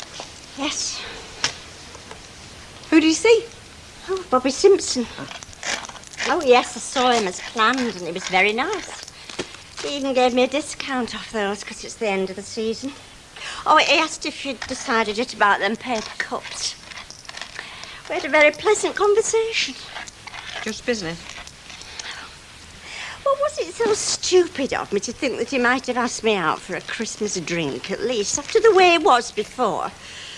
I mean, he seemed so interested. Look how he pushed me into making that date. But you didn't keep that date, did you, Mavis? Well, I wasn't well. I had that cold sore. You had cold feet, more like it. Now, be honest, Mavis, you were frightened to death of that blind date. So, you've only yourself to blame that Bet ended up taking your place. How do you mean? Well, she said you were going home that way, and if she saw anybody in shopping precinct looking gormless, she'd tell him that you couldn't make it. Well, that still doesn't explain how she took my place. Well, when she got there, Bobby mistook her for you. And she couldn't see any point in disillusioning him. I suppose she thought, why tell the poor bloke he's been stood up if you don't need to know? So Bet went out with him and let him think that she was me? More or less. Well, I think that's an absolutely diabolical cheek. Well, why is it? You didn't want to go out with him? She didn't pinch your boyfriend? She let him think that she was me. Well, for one night. So that when he met me, he was disappointed. I mean, having gone out with somebody like Bet is not going to be interested in a person like me. Right. What you have to do now, Fred, is to get yourself sorted out. It's all right, mess, isn't it, Mrs. Walker? No wife, no home. That isn't quite true, you know. You've still got a home here. But you mean I could move back in here? Well, it worked quite smoothly before. I don't see why it should be any different now. Oh, we always did get on well together, didn't we, Mrs. Walker? We did. When there were just the two of us. How soon could I move in, Mrs. Walker? I mean, could I move in tonight? Well, certainly, as far as I'm concerned. But surely they're not going to throw you out of the flat as quickly as that, are they? No, it's not them that's in hurry, Mrs. Walker. It's me. I don't want to stop over there more longer than I have to. You know, there's too many memories. Well, I know she lived here with me, but, well, over there, it was our first home. First and last. Now, look, you go and collect your things, and I'll put a hot water bottle in the bed to air it. Look, I do appreciate this, Mrs. Walker. Not at all. It's the least I can do. Right, I'll get off. I'll just watch telly for half an hour and have a bit of a rest, you know. Fred, dear, there are one or two tiny little things I would like you to do for me. Just deliver one or two Christmas presents, you know. After all, now that you're not rushing back and forth from the centre, you'll have more time, won't you? Yes, Mrs. Walker. Well, of course. Any time. You know, Fred, unlike some people who shall be nameless, you have always been totally reliable. It'll be a great pleasure to have you back. Oh, well, I'm glad you're pleased, Mrs. Walker. Oh,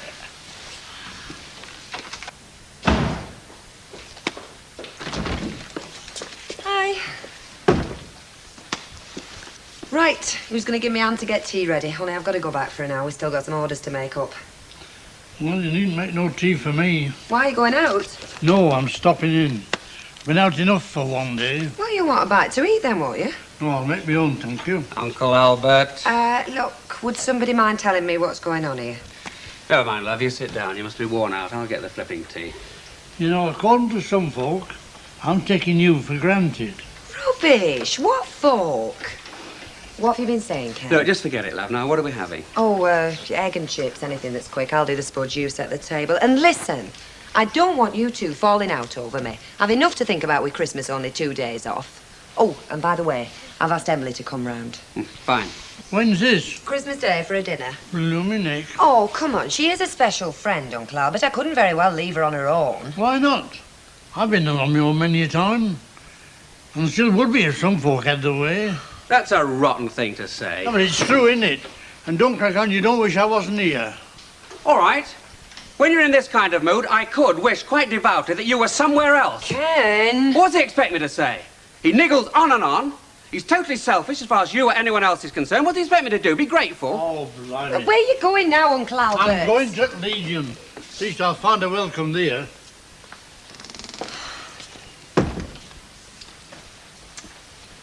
Look, love, I know he's often unreasonable, but he is an old man. Yes, and there's a limit to the allowance we make for that, too. Age does not give anybody carte blanche to ride roughshod over everybody's feelings. But he doesn't hurt my feelings. I can cope with it. Yes, but you shouldn't have to, should you, love? You've got enough to cope with as it is. Come on, get a move on, Cop. We can't be here all night. Can't help thinking things might have been different, though. Yeah, well, we could all say that, Fred. We can't live our lives in what might have been. If I'd have done that, I'd have had a nervous breakdown. It's what is, Fred. Just think I could maybe have handled things a bit different, you know. Well, for what my 2 penn'orth's worth, I think whichever way you'd have handled this, it would have ended up same road. Mrs. Walker said same thing. Oh, well, if she's in agreement, it must be right. Apart from being flipping unique. Right, pick it up. I know I said I'd help you pack, but I'm not being the flipping porter. Have you got a couple of bob? Well, do you want a tip or something? It's for them outside, you crate egg. Carol singers, singing carols.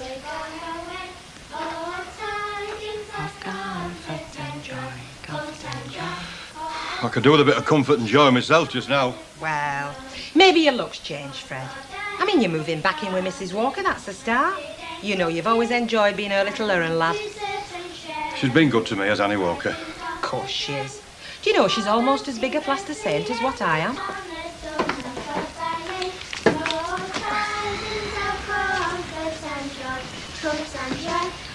Fred, come. There you are. You want me to have that, lot? You'll up it all right once it's in your belly, won't you? So what's the difference? It'll weigh a ton. Luke, you only have to carry it. I have to flaming well cook it. Oh, do you know, every Christmas I swear I won't bother again next year. And every Christmas I'm a fool to myself again. I know, Hilda. I've got the same thing. Ah, well, you've got your entertaining to do, haven't you? Why do we do it? Can you tell me that? I know. Tradition. Oh, you believe in tradition, do you, Chuck? Of course I do. Good. Because there's other traditions, you know, besides wives wearing themselves to the bone every Christmas. There's traditions like husbands buying wives presents. I bought you a present. Stanley, you may be amazed to learn that if anybody was to ask me what my heart's desire was, the answer would not be a pink plastic air freshener. It's very ornamental, you know. It's shaped like a butterfly. I don't care if it's shaped like a laughing hyena. It's still a flaming air freshener. Well, that'll be his little joke, Hilda. He's probably got something really nice to surprise you with on Christmas morning. Oh, you think so, do you? It's a possibility.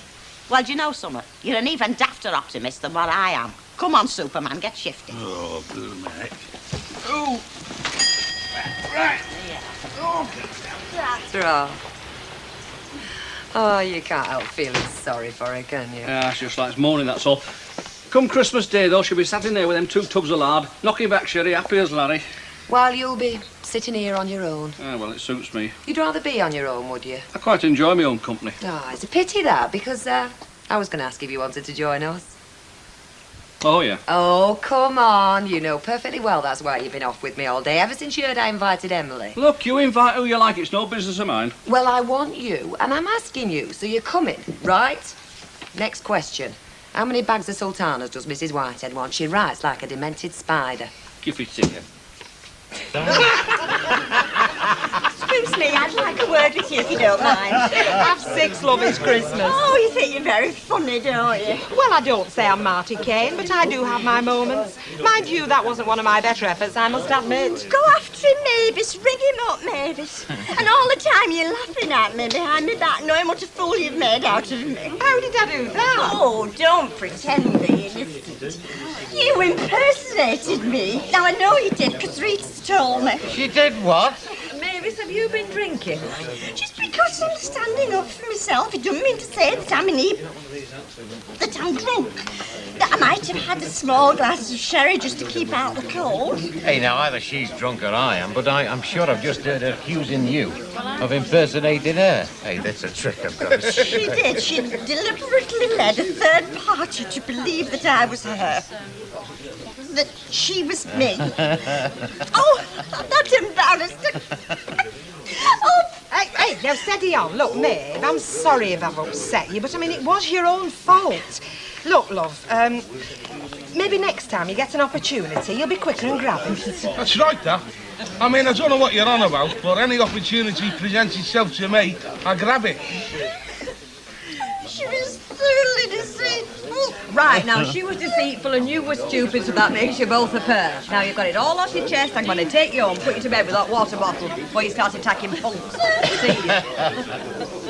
Look, is it any use me asking what all that was about? No, sunshine. Strictly girl business between me and Maeve. But you did pass yourself off as her. I mean, I've got that bit right, haven't I? In a manner of speaking. I know, it was all done by mirrors.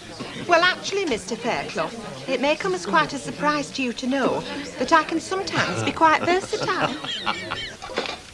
Oh, she's finally settled after all the excitement. No, she's still chunnering. She reckoned Father Christmas tickled her with his beard.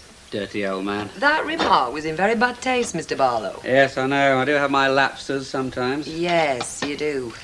Listen, love. When he comes in, don't go on at him, eh? I don't intend to. Oh, no, you never intend to, but you do. Look, I know he's old and grumpy, but I knew all that when I married you. I put up with it then. I can put up with it now. Oh, don't worry about it. About me getting fed up? With him or with you? Both of us. I mean, we're no bargain, are we? This marriage isn't exactly ideal from your point of view. How do you know what my point of view is? Well, from anybody's point of view. I mean, you do have problems that other girls don't. And I also have a lot of advantages. Listen, if you're going on about that age thing again, I'll say it just once more. I love you, and I want to be with you, despite the fact that you're old and doddery. And I can put up with Uncle Albert as well. In point of fact, I'm quite fond of you both. So will you shut up, stop feeling so blooming insecure, and give me a hand to wrap some of these presents? Bye, you look frozen. Is it cold out? Parky enough. Tell you what, I'll make you a nice cup of hot cocoa. Ken? Yes, please. Oh, listen, by the way, I've asked Alf Roberts to come round for Christmas Day as well. Poor old thing was going round with a face as long as a fiddle. All right? Fine. You invite whoever you want, love. Alf Roberts coming. That's right. And Emily Bishop as well. Correct. Blooming egg. What we us lot and then them. It was like a real old-fashioned family Christmas again. It's from the solicitors. I found it waiting for me when I got back from town. Well, do you want me to read it? Well, maybe you can glean more from it than I can. Well, not really. I mean, it's as vague as you said it was. They just want to see you in connection with something to do with Arnold. Well, it could mean anything. Yes, including trouble. Oh, not necessarily. Alf, ever since I first met Arnold, he's brought me nothing but problems. I've no reason to think it'll be any different now.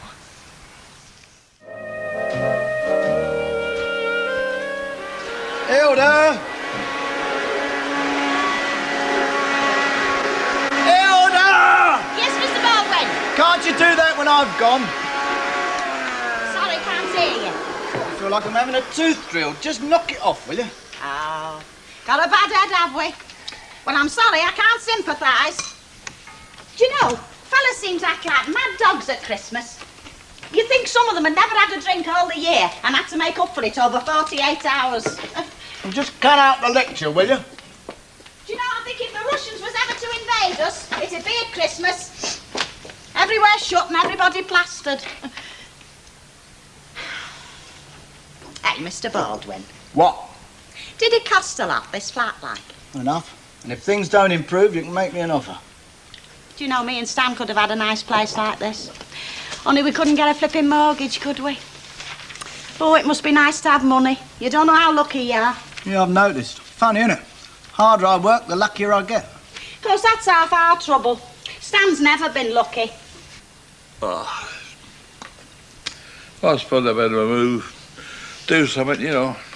Why make an exception today, Stan? Ah, but it still feels like Christmas. Well, nearly New Year. They always say, you know, you should have a rest between extreme activities. Oh, yeah. Boozing can be very hard work, can't it? Oh, it can. Talking about boozing, there's a pub here come up with a smart idea. They're giving it away, are they? Well, nearly. They've started what they call the happy hour. Between 5:30 and 6:30. Everything's half price. Hey, that's a good idea. Where's that? Birmingham. Thanks very much. I'll have a stroll down later on. I'll tell you what, it might be worth giving a nod to Annie Walker. Get a happy hour started in the Rovers. I mean, they reckon this pub packs them in. Annie Walker sell beer at half price? You're joking. If that canal was full of chicken soup, she wouldn't let you put your bread in it. Well, it's worth a try. Do you know, it's a funny week this week between, like, Christmas and the New Year's. I reckon if you don't just keep your brain active, you could die and not notice it. I think that's happened to me during the night.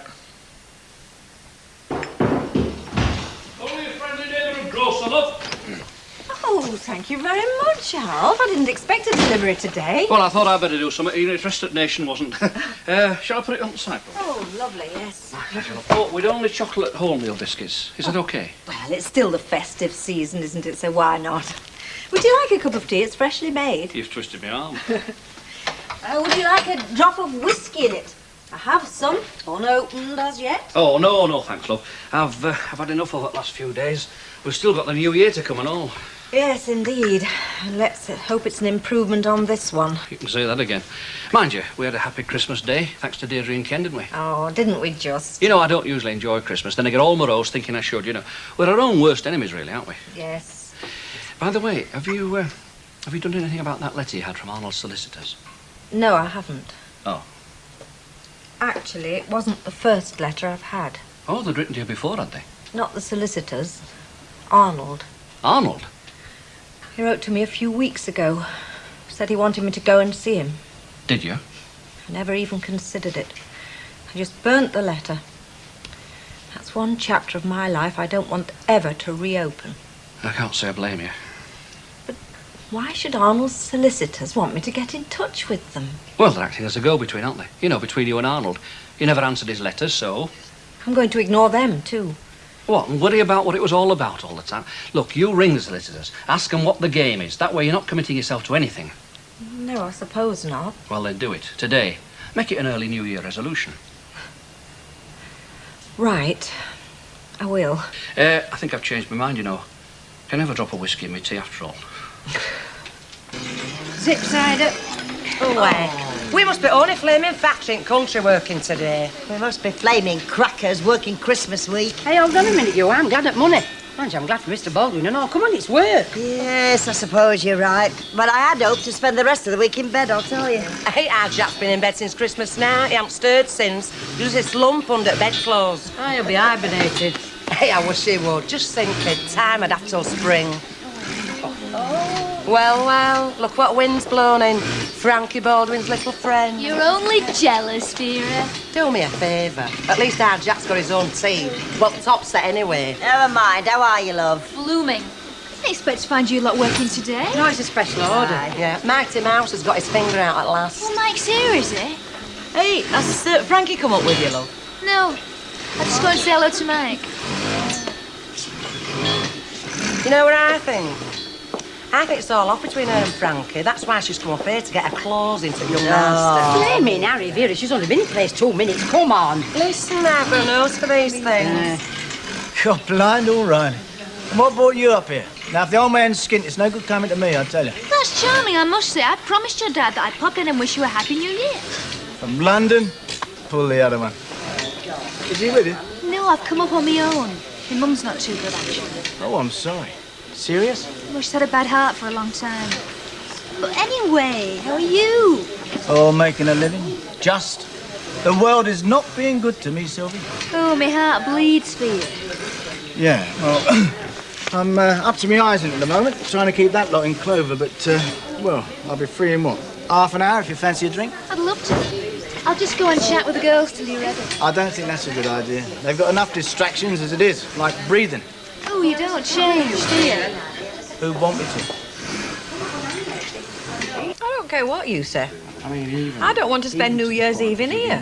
Why can't I go to a posh hotel and have a nice meal or something for once? Well, I told you I'm economising, aren't I? The new house, remember? Very expensive things, you know, bricks. Right, Scrooge. If you can't afford to take me out for a meal, you can't afford to bring me in here. Oh, I didn't say that. No, I did just then. I'll tell you what. The pubs are going to be worse than a cop at Anfield this New Year's Eve. And where did he go the rest of the year? You tell me that. Well, that's like asking where the flies go in winter, that, isn't it? And I know the types as well. It'll be all that, I'll get these, you got them in last year. Half a pint of bitter, and how are your geraniums? I'll tell you what, Bert, if it wasn't for us, your everyday working class, beer'd be £1 a pint. Hey, just hang on a minute. I'm not your everyday working class, me. I'm your skilled class, all right? Sorry. Not exactly inundated with customers, are we? Perhaps they've heard Fred's back for good. Now, we must be kind to Fred. He's been through a very dark tunnel, and I know what it's like. Yes, Mrs. Walker. And that's another thing, dear. Sir Len and Rita, their glasses are empty. And that's another thing, we must be on our toes. An empty glass means an empty future. Oh. Yes, Mrs. Walker. Coping now, Fred? Oh, yes, managing to cope, Mrs. Walker. Good. Well, don't forget you're back amongst friends. Yes, it's very nice as well, Mrs. Walker, of you know, having me back living in, like. Not at all. It's the least I could do. There's just one thing, Fred. Oh, yes, what's that, Mrs. Walker? Well, I wonder, could you make a resolution to keep your room tidy? Now, when you were living here before when you were living here previously, when I went into your room, it could only be described as a jumble sale. Everything all right, gentlemen? Yes, thanks, Mrs. Walker. Hey, Mrs. Walker, how would you like to start the new year off with a bang? I mean, business-wise, that is. I have an ongoing resolution never to enter into business transactions with customers. Especially if the name happens to be Yates. Isn't that right, Mrs. Walker? Said it. You wouldn't have to get involved with me, Miss Walker, except as a customer, that is, as an imbiber, you know. Ah, well, in that case, I'm all ears. Well, it's just that there's this pub, you see, in the paper, like, and they've started this, Hello. I want to speak to... well, actually, I can't decipher the signature, but your reference is SKL/RW/ES. Yes, I'll hold on, thank you. Hello. It's about your letter dated the 22nd of December. Sorry, it's Mrs. Bishop, Emily Bishop. You asked me to visit you to discuss a matter appertaining to a Mr. Arnold Swain. Well, I would like more information. I really have severed all connection with Mr. Swain. At least I thought I had. And... Pardon? Dead? When?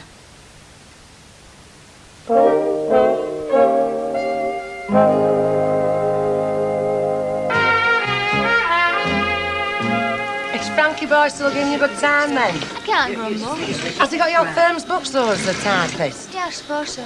Oh, I bet you don't do much typing on that though, do you? Enough.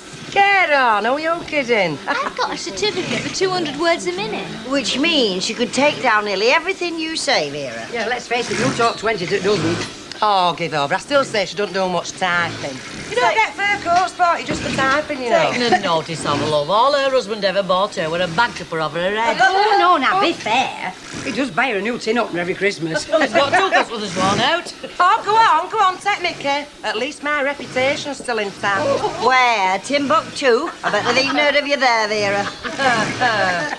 Anyway, what are you doing hanging round here for? Thought you'd have had better things to do. I am waiting for Mike, actually. He's taking me for a drink. Oh. Yeah, I know the club you mean well, but I mean, it's not exactly the sort of place to talk business in, is it? Look, why don't you let me sort that out, eh? I know this smashing little restaurant. Bit expensive, but then... Yeah, of course I'm paying. Well, I was thinking of a foursome. Well, you know, I mean, just a bit of female company. We don't want to talk business all night, do we, eh? Nah. No, your wife would be bored stiff. Anyway, who takes their wives on a business trip? It's like going hunting with the RSPCA, for God's sake. Look, I know just the girl. Right. OK, then later this afternoon, look forward to seeing you. Cheers. Same to you, mate. Bye. You got to speculate to accumulate, Mrs. Yes, Walker. but this is not that type of establishment, Mr. Yates. Selling beer for practically nothing would simply attract riffraff from goodness knows where. Yeah, but you'd soon sort them out. I mean, a lady of your experience. And not only that, I mean, you've got to get the customers in the first place, I haven't could do that by employing topless barmaids. Ah, now you're talking. Hey, Bet. I was only joking, Mrs. Walker.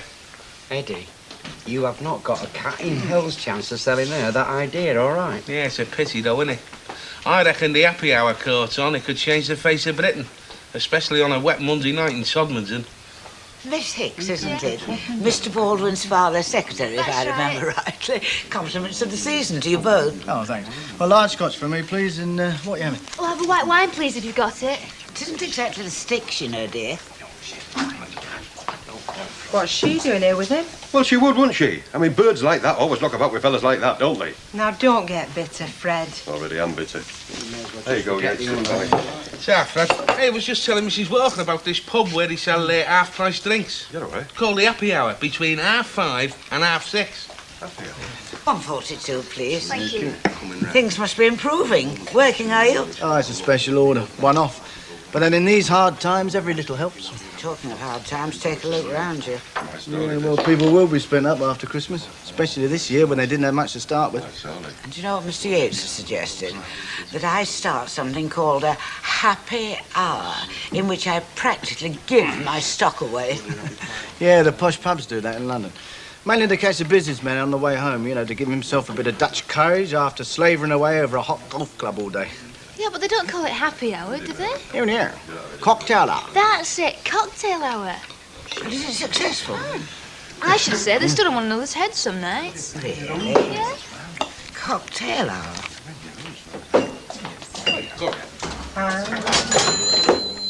Fred, Beth, could you spare a minute? Yes, Mrs. Walker? I think I have a brilliant idea to boost trade. Listen, no wonder she didn't bring Frankie up here. I've said all along, you know. It's not his dad she's after. It's him, man. Oh, come off it, Vera.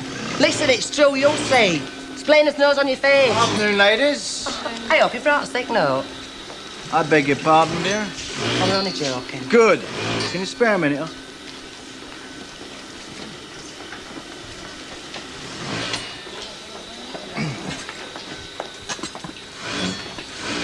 Now, I won't beat about the bush. I want you to do me a favour.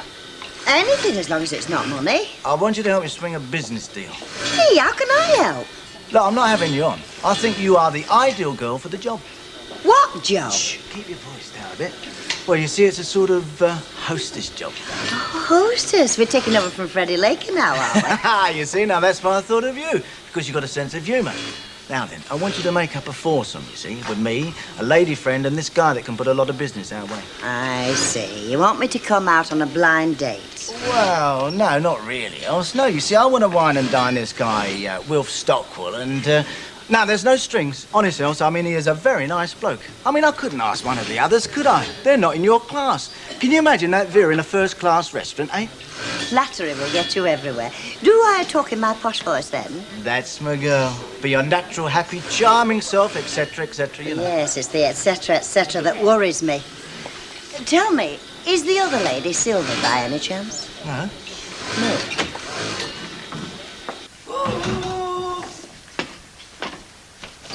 Oh, come in, Mrs. Walker. Oh, I'm not disturbing you, dear. I came to bring your book back. Oh, thank you.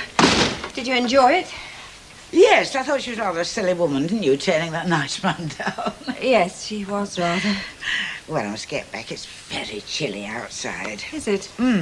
It's what my Jack used to call one of those lazy winds that prefers to go through you rather than round you. Something wrong, dear? Arnold's dead, Mrs. Walker. Oh, no. When? How? Died in the hospital he was in, the one he went to after. Was it natural causes? Oh, yes, I think so. Well, I'm sure it's for the best, dear, in his condition. Yes. You don't seem very sure. Oh, I feel so guilty. Guilty? You? He wrote to me just a few weeks ago, wanting to see me, and I just ignored the letter completely. It might have been terribly ill then. Yes, but dear, how were you to know? No, I suppose not. Well, I still think it is definitely for the best. Now you can put the whole sorry business behind you. Not quite. Why? Arnold's solicitor wants to see me. Does he? Yes, and I suppose I shall have to, but I'd really rather not, Mrs. Walker. I thought I'd already done with Arnold, and all this, it's reaping it all up again, and it's still so painful. It must be. I haven't got it. 10. No, I haven't got it. Look, we're going. Hey, well, mate, how's the golf? Oh, terrible. You found us all right, then? I was in luck. One of the native bearers knew the way. Come on in. Ivy, have you got a minute? Just a sec. How yours are you? When is it home? No idea. I've not seen him in here before. Hey, well, I'll tell you what. If he put his hand on mine, he wouldn't hear me scream very loud. Hey, Elsie? No. So this is where the money comes from, to pay for the dancing girls. And I tell you, I am down to my very last one, mate. You look like a survivor to me. Well, let's say I'm resilient.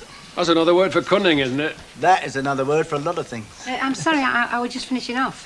Ivy, this is Wilf Stockwell. He likes the cut of our jeans, and I'm hoping he's going to buy a lot. So, Ivy, my supervisor. Oh, I'm pleased to meet you. Everybody is.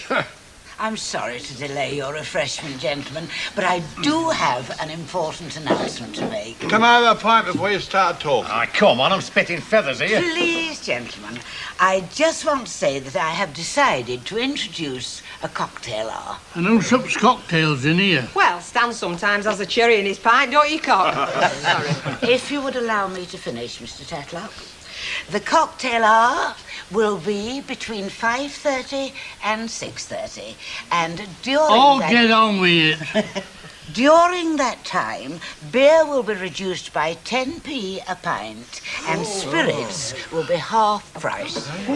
Honest? Fine, Fred, having this on. Well, if she is, I don't mind reminding you, it's gone 6. I'll have a double rum. Certainly, Mr. Tatlock. That dear? Yes, Mrs. A Walker. pint, Fred, come on. It's like feeding time at the zoo. Hang about, we've only got one pair of hands. I'm not a flipping octopus.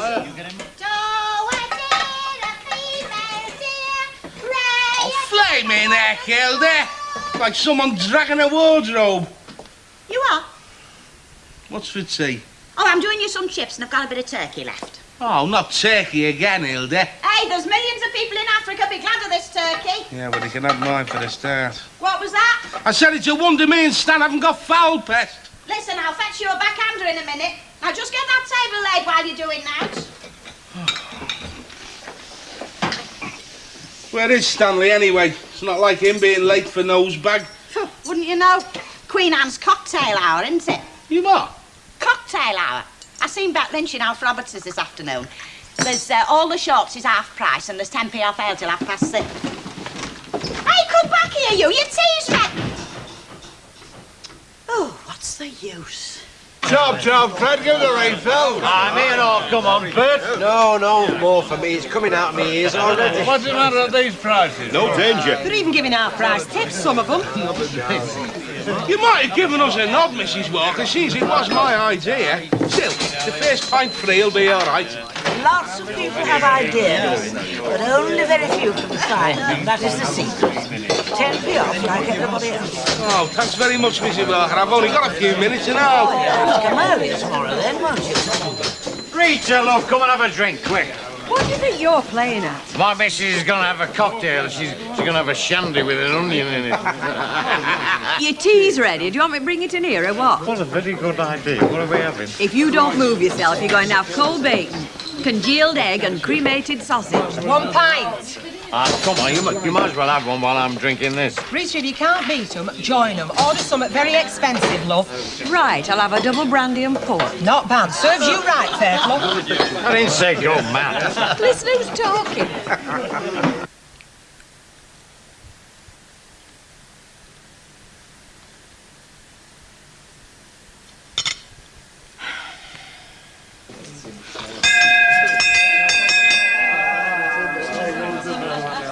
Ladies and gentlemen, the cocktail hour is over.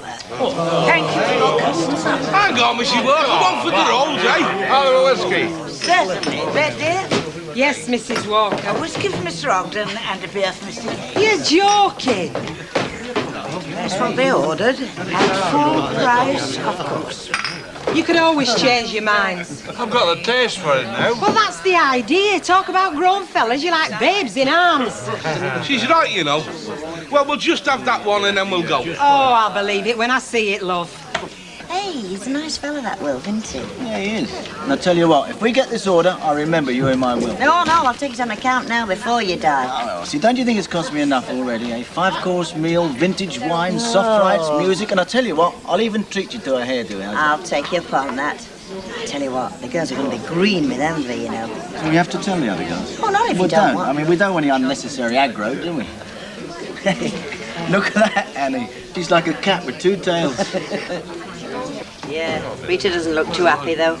Like a lot of other wives, I should imagine. It wasn't the 1966 World Cup. Who was the one after that in Mexico? Well, I should know. I was there, wasn't I?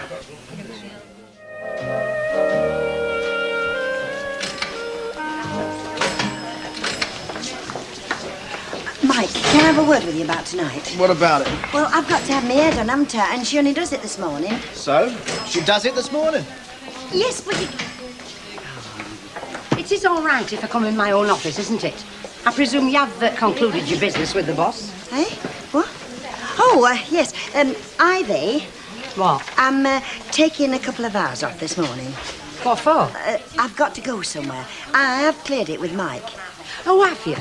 Well, don't you think you ought to have cleared it with me first, Elsie? I mean, after all, I am the supervisor. Or had you forgotten? I'm sorry, Ivy. Very sorry. I'll make sure it never happens again. Cocktail hour in a pub like this? Be like having IT in a dog kennel. Oh, Hilda, you do dice with death sometimes, cock.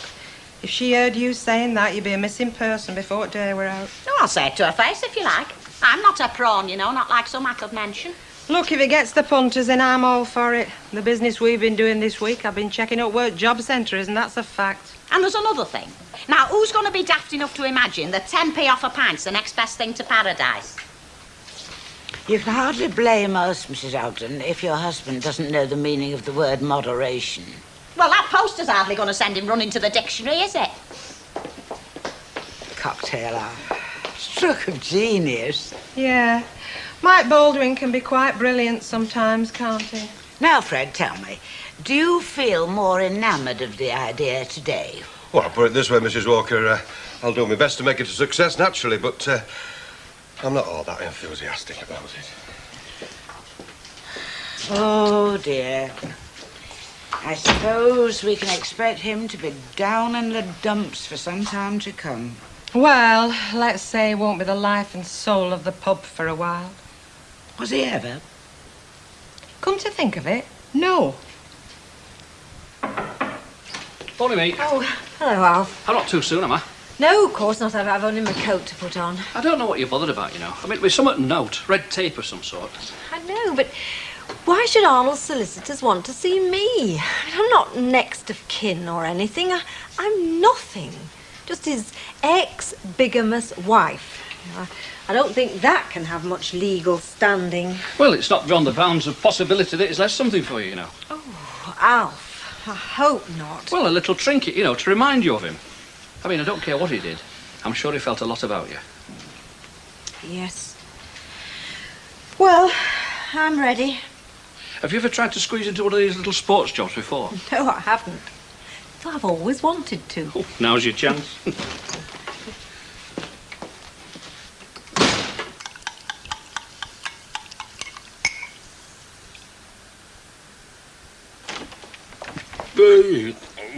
what are you doing home at this time? You've not packed in working part-time now, have you? Oh, no, my tummy's bad. I thought I'd come over for health salts. We all know why your tummy's bad, don't we? It's all the ale you slopped into it last night. No, I don't think it's the ale. It's the cocoa I had when I went to bed. Stanley, with the ale. How do, family? Oh, here's another one with half a job. Listen, split all the jobs in half, Hildy. You've solved the unemployment problem. Yeah, you've also got a country full of layabouts. Which is for the better good, not to mention the social fabric of the nation. Don't mind me if you're having a row. You were having a row, weren't you? Of course we were having a row, aren't we always? Listen, Stanley, don't you realise Annie Walker's just enticing you with this cheap booze? Enticing you to spend your brass. I mean, she keeps her purse fat and all you lot get is fat heads. Mind you, you've always had fat heads, so I don't suppose you'll notice the difference all that much. You know, she's playing me thick, isn't she? Annie Walker knocking 10p off a pint. 10p? I'm saving half a quid a night. Yeah, well, there, you see, you've put your finger on one of the major flaws in the composition of the female species, Stanley. I have. Definitely.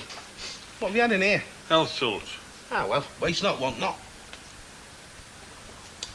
Now, where was I? Oh, yes. Very poor on figures, females. Mathematics is closed book to them. Oh, that's obvious, isn't it? For our Hilda, not the savvy, I'm saving half a quid a night. Plain as a teapot on your head, innit, Stan? Of course it is. Roll on cocktail hour. And the weekend, when you've got an extra fiver in your back pocket? You know, I'm glad I'm not a woman to be as thick as that.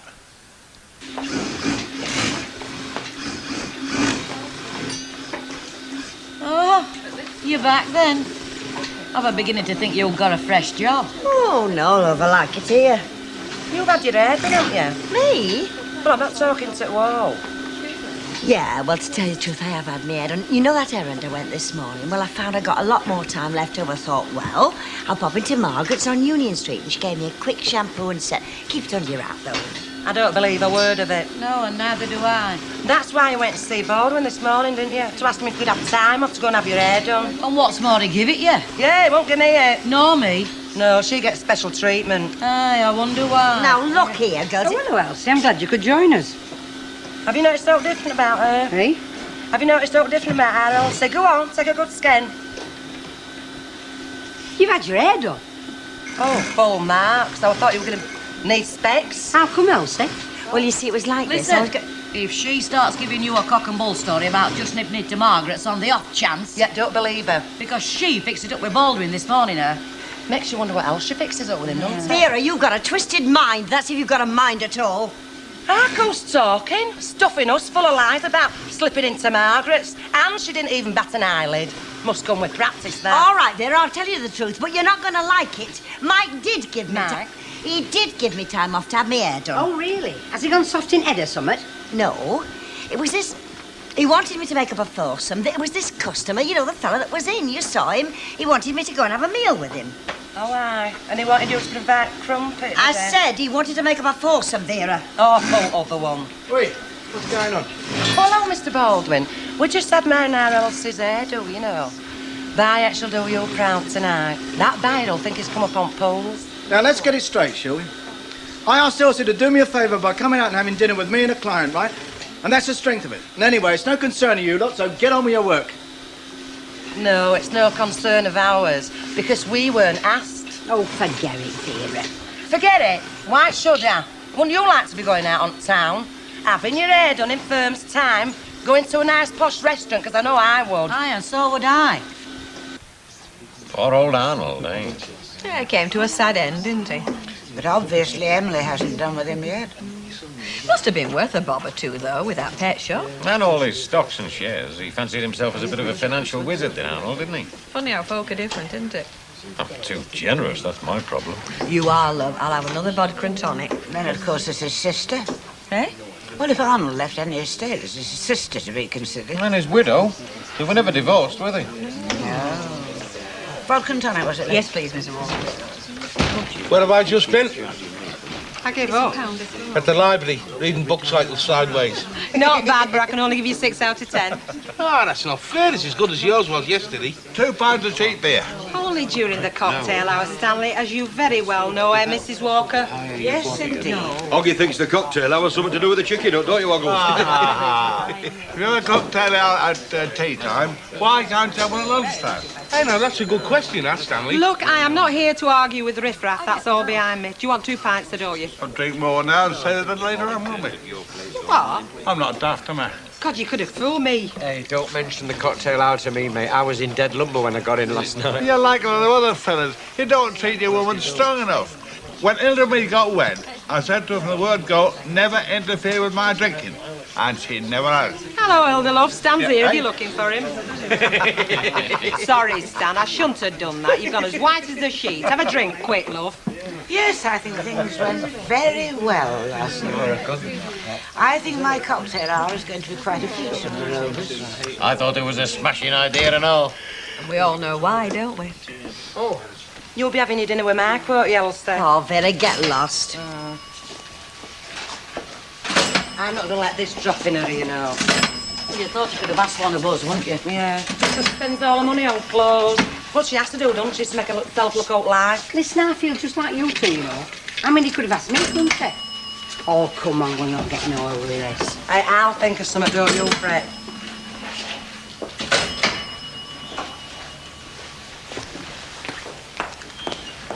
All right, see you then. Mike, I'm sorry it got out about tonight, but I had to go and have my hair done, didn't I? Oh, that's all right. They'll be moaning about something else tomorrow. Do you know who that was on the phone? No. That's Sonia. Can't make it. Got a sore throat. Oh. Now, have I got on a substitutes bench? Well, you could always take Vera. No, she'll be doing her natural drag act somewhere. I know. That's Sylvie. She won't be doing anything tonight, will she? At least she shouldn't be. Yeah. Do you think that's wise? I mean, it's a bit close, isn't it? A bit like family. Well, the old man's not jealous, sort. Anyway, he's in London, isn't he? Hello, Sylvie. Mike, darling.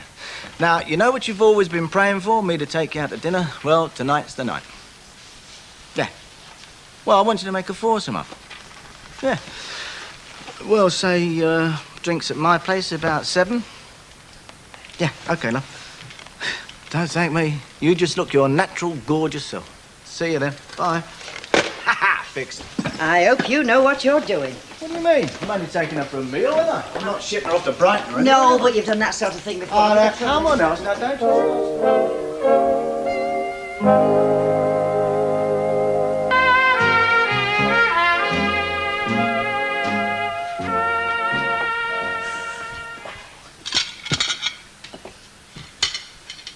What are you doing, Hilda?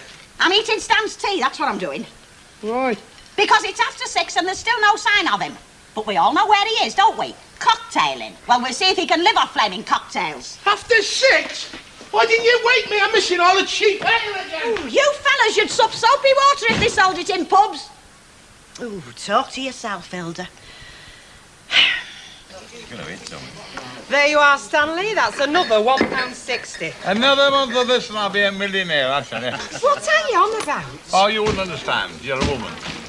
Come on, Stan, get him in for pity's sake. Certainly, Edward, you're late, and you can't afford to be late for cocktail hour. Well, I think you've all gone bonkers. And I think I'll have a refill. In a minute, Albert. I've only got one pair of hands, sunshine. And I've only got 10 minutes left to stop rum half price. Fred, will you serve Albert before he has apoplexy? I'm putting him for a rise if this lot keeps up. Well, ask her now. Go on. Don't worry, I'll pick my time. Very pleasant time of the day to be having a drink, don't you think? All the best people drink at this time, you know. Then on to a late dinner, perhaps, or the theatre. Blimey, Charlie, you've just reminded me. Ivy's cooking the meal. How long have I been here? About an hour. You Oh, pick to it. I may as well be hung for a sheep as a lamb. Cheers. Join the club, mate. Well, I feel sure that your respective spouses will accommodate themselves to the new social hours. If they ever go home at all.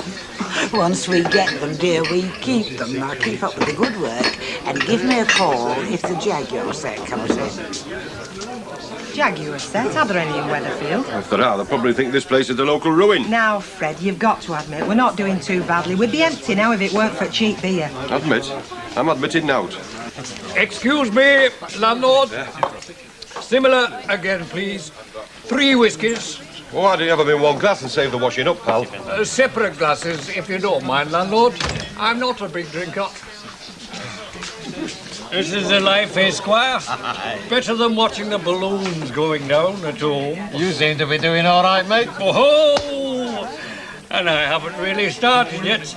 At 6:30, I move on to the laughing hour at the Happy Donkey. Oh, 3 scotches, mate. Landlord, you're a credit to your excellent profession. Hello. Did you hear that? Yes, I did. You must mean the Laughing Donkey. Yeah. Hey. Hey. Well, come in. We're 2 drinks ahead of you already. I've had a bit of a problem at home, you know. Say no more. Say no more. Hello there. Hello. Is the blonde mine? No. I didn't think she was. Right, everybody. This is Wilf Stockwell, Elsie and Sylvia. How do you do? Sorry I'm late. Business. I'm a slave to it. Yes, aren't you all, you fellas? Yes, we are. Now, what you going to have? I'm not driving, am I? Nope. Brandy and dry, big 'un. Right. Well, you two didn't go short of rusks, did you? Oh, hasn't he got away with it? Smooth talker. You want to hear me round about midnight? I'm devastating then. Yes, well, that's when I turn into a pumpkin. And Rob. I've been in bed for at least an hour. There you go. Cheers. Cheers. Well, here's to good night out. Oh, I think we can guarantee that, can't we, girls, eh? Oh, yes, I've got medals for it, not to mention bruises. What about you, Sylvie? I'm just easygoing, Mike. Hey, You know that. Are you two just good friends? Not really. Not yet.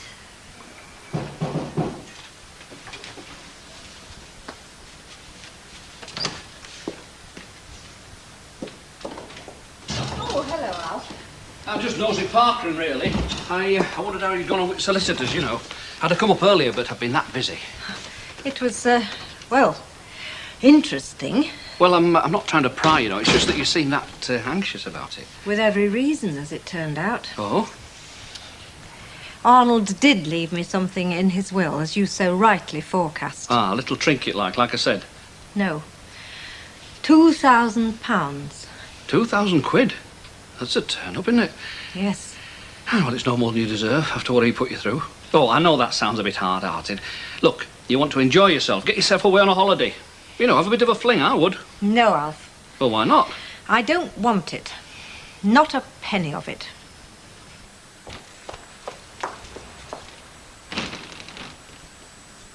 Where are they all?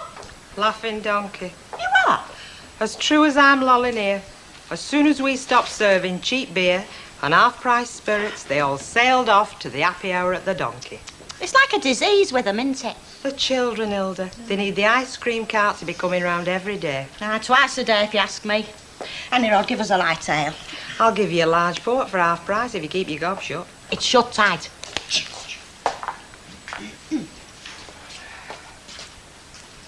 Where is everybody? Deserted us, Mrs. Walker. Deserted us? Cocktail hour at the Laughing Donkey, Mrs. Walker. Only not being as well bred as us, Nellie Harvey calls it the happy hour. She would. But I tell a lie. We have not been completely deserted. Come with me. Look at that. Rip Van Winkle. Don't he look lovely?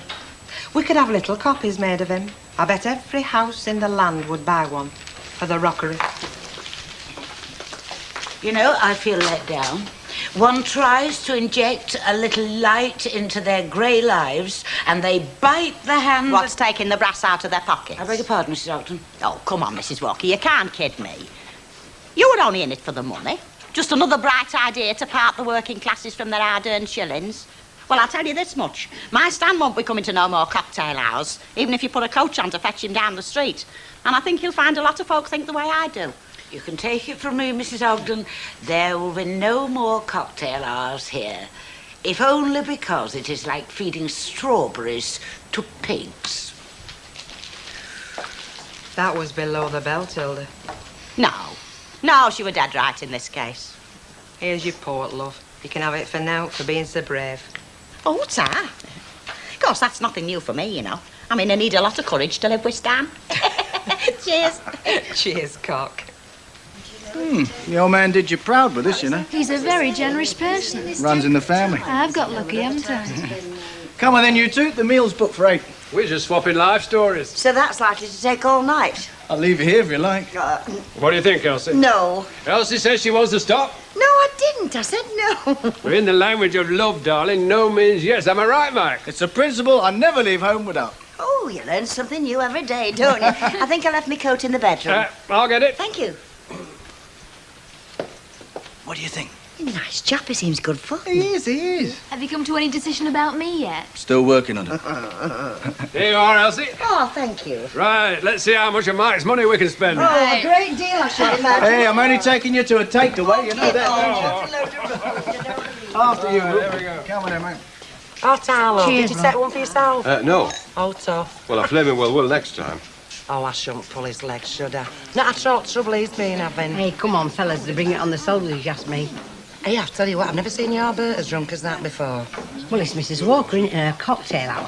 I'll tell you what, I will set fire to this pub if she doesn't knock it in. I assure you, ladies, there will be no more of them. I hadn't bargained for what I can only call the rank gluttony of the men. They've let themselves down, Mrs. Walker, as well as you. I think so, Bet. Well, at least you learned something, Mrs. Walker. Never give a dog the key to a butcher's shop, eh, Rita? Absolutely, Hilda. Well, look what somebody's just swept under the door. Oh. I cannot bring myself to even speak to them. Here we are again, happy as can be. Where have you been? We've had a terrible time, haven't we? Flaming terrible. Unbelievable. Laughing Donkey ran out of ale, did they? Not if I know Nellie Harvey, love. It's not that, it's fancy prices.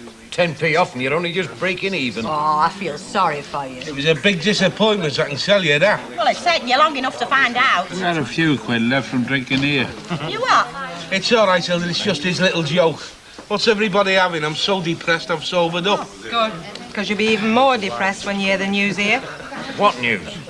No more cocktail hour. She scrubbed it. Yeah, what? Why not? Have you been sticking your oar in? No, I haven't had a chance. It's you lot going to Laughing Donkey. She feels wounded. Oh, well, you might know the sun wouldn't shine for long round here. 3 pints of bitter better than whatever the ladies are having. And mine's a scotch. And one for him. I must stop opening me big mouth. What are you doing back here so soon, love? Oh, just impulse, darling. The impulse to see your beautiful self. Oh, you could do a lot worse. I know I could. Listen, Mike hasn't been in, has he? No, he hasn't, love. I've been around the flat, there's nobody there. Probably out with some bird somewhere, I shouldn't wonder. Like father, like son. He's psychic. Or it could be that a little bird has been opening a big beak. Would I do a thing like that? Yeah. Mind you, I can't say I didn't think about it. Cheers, Eddie. Always a pleasure to come up here.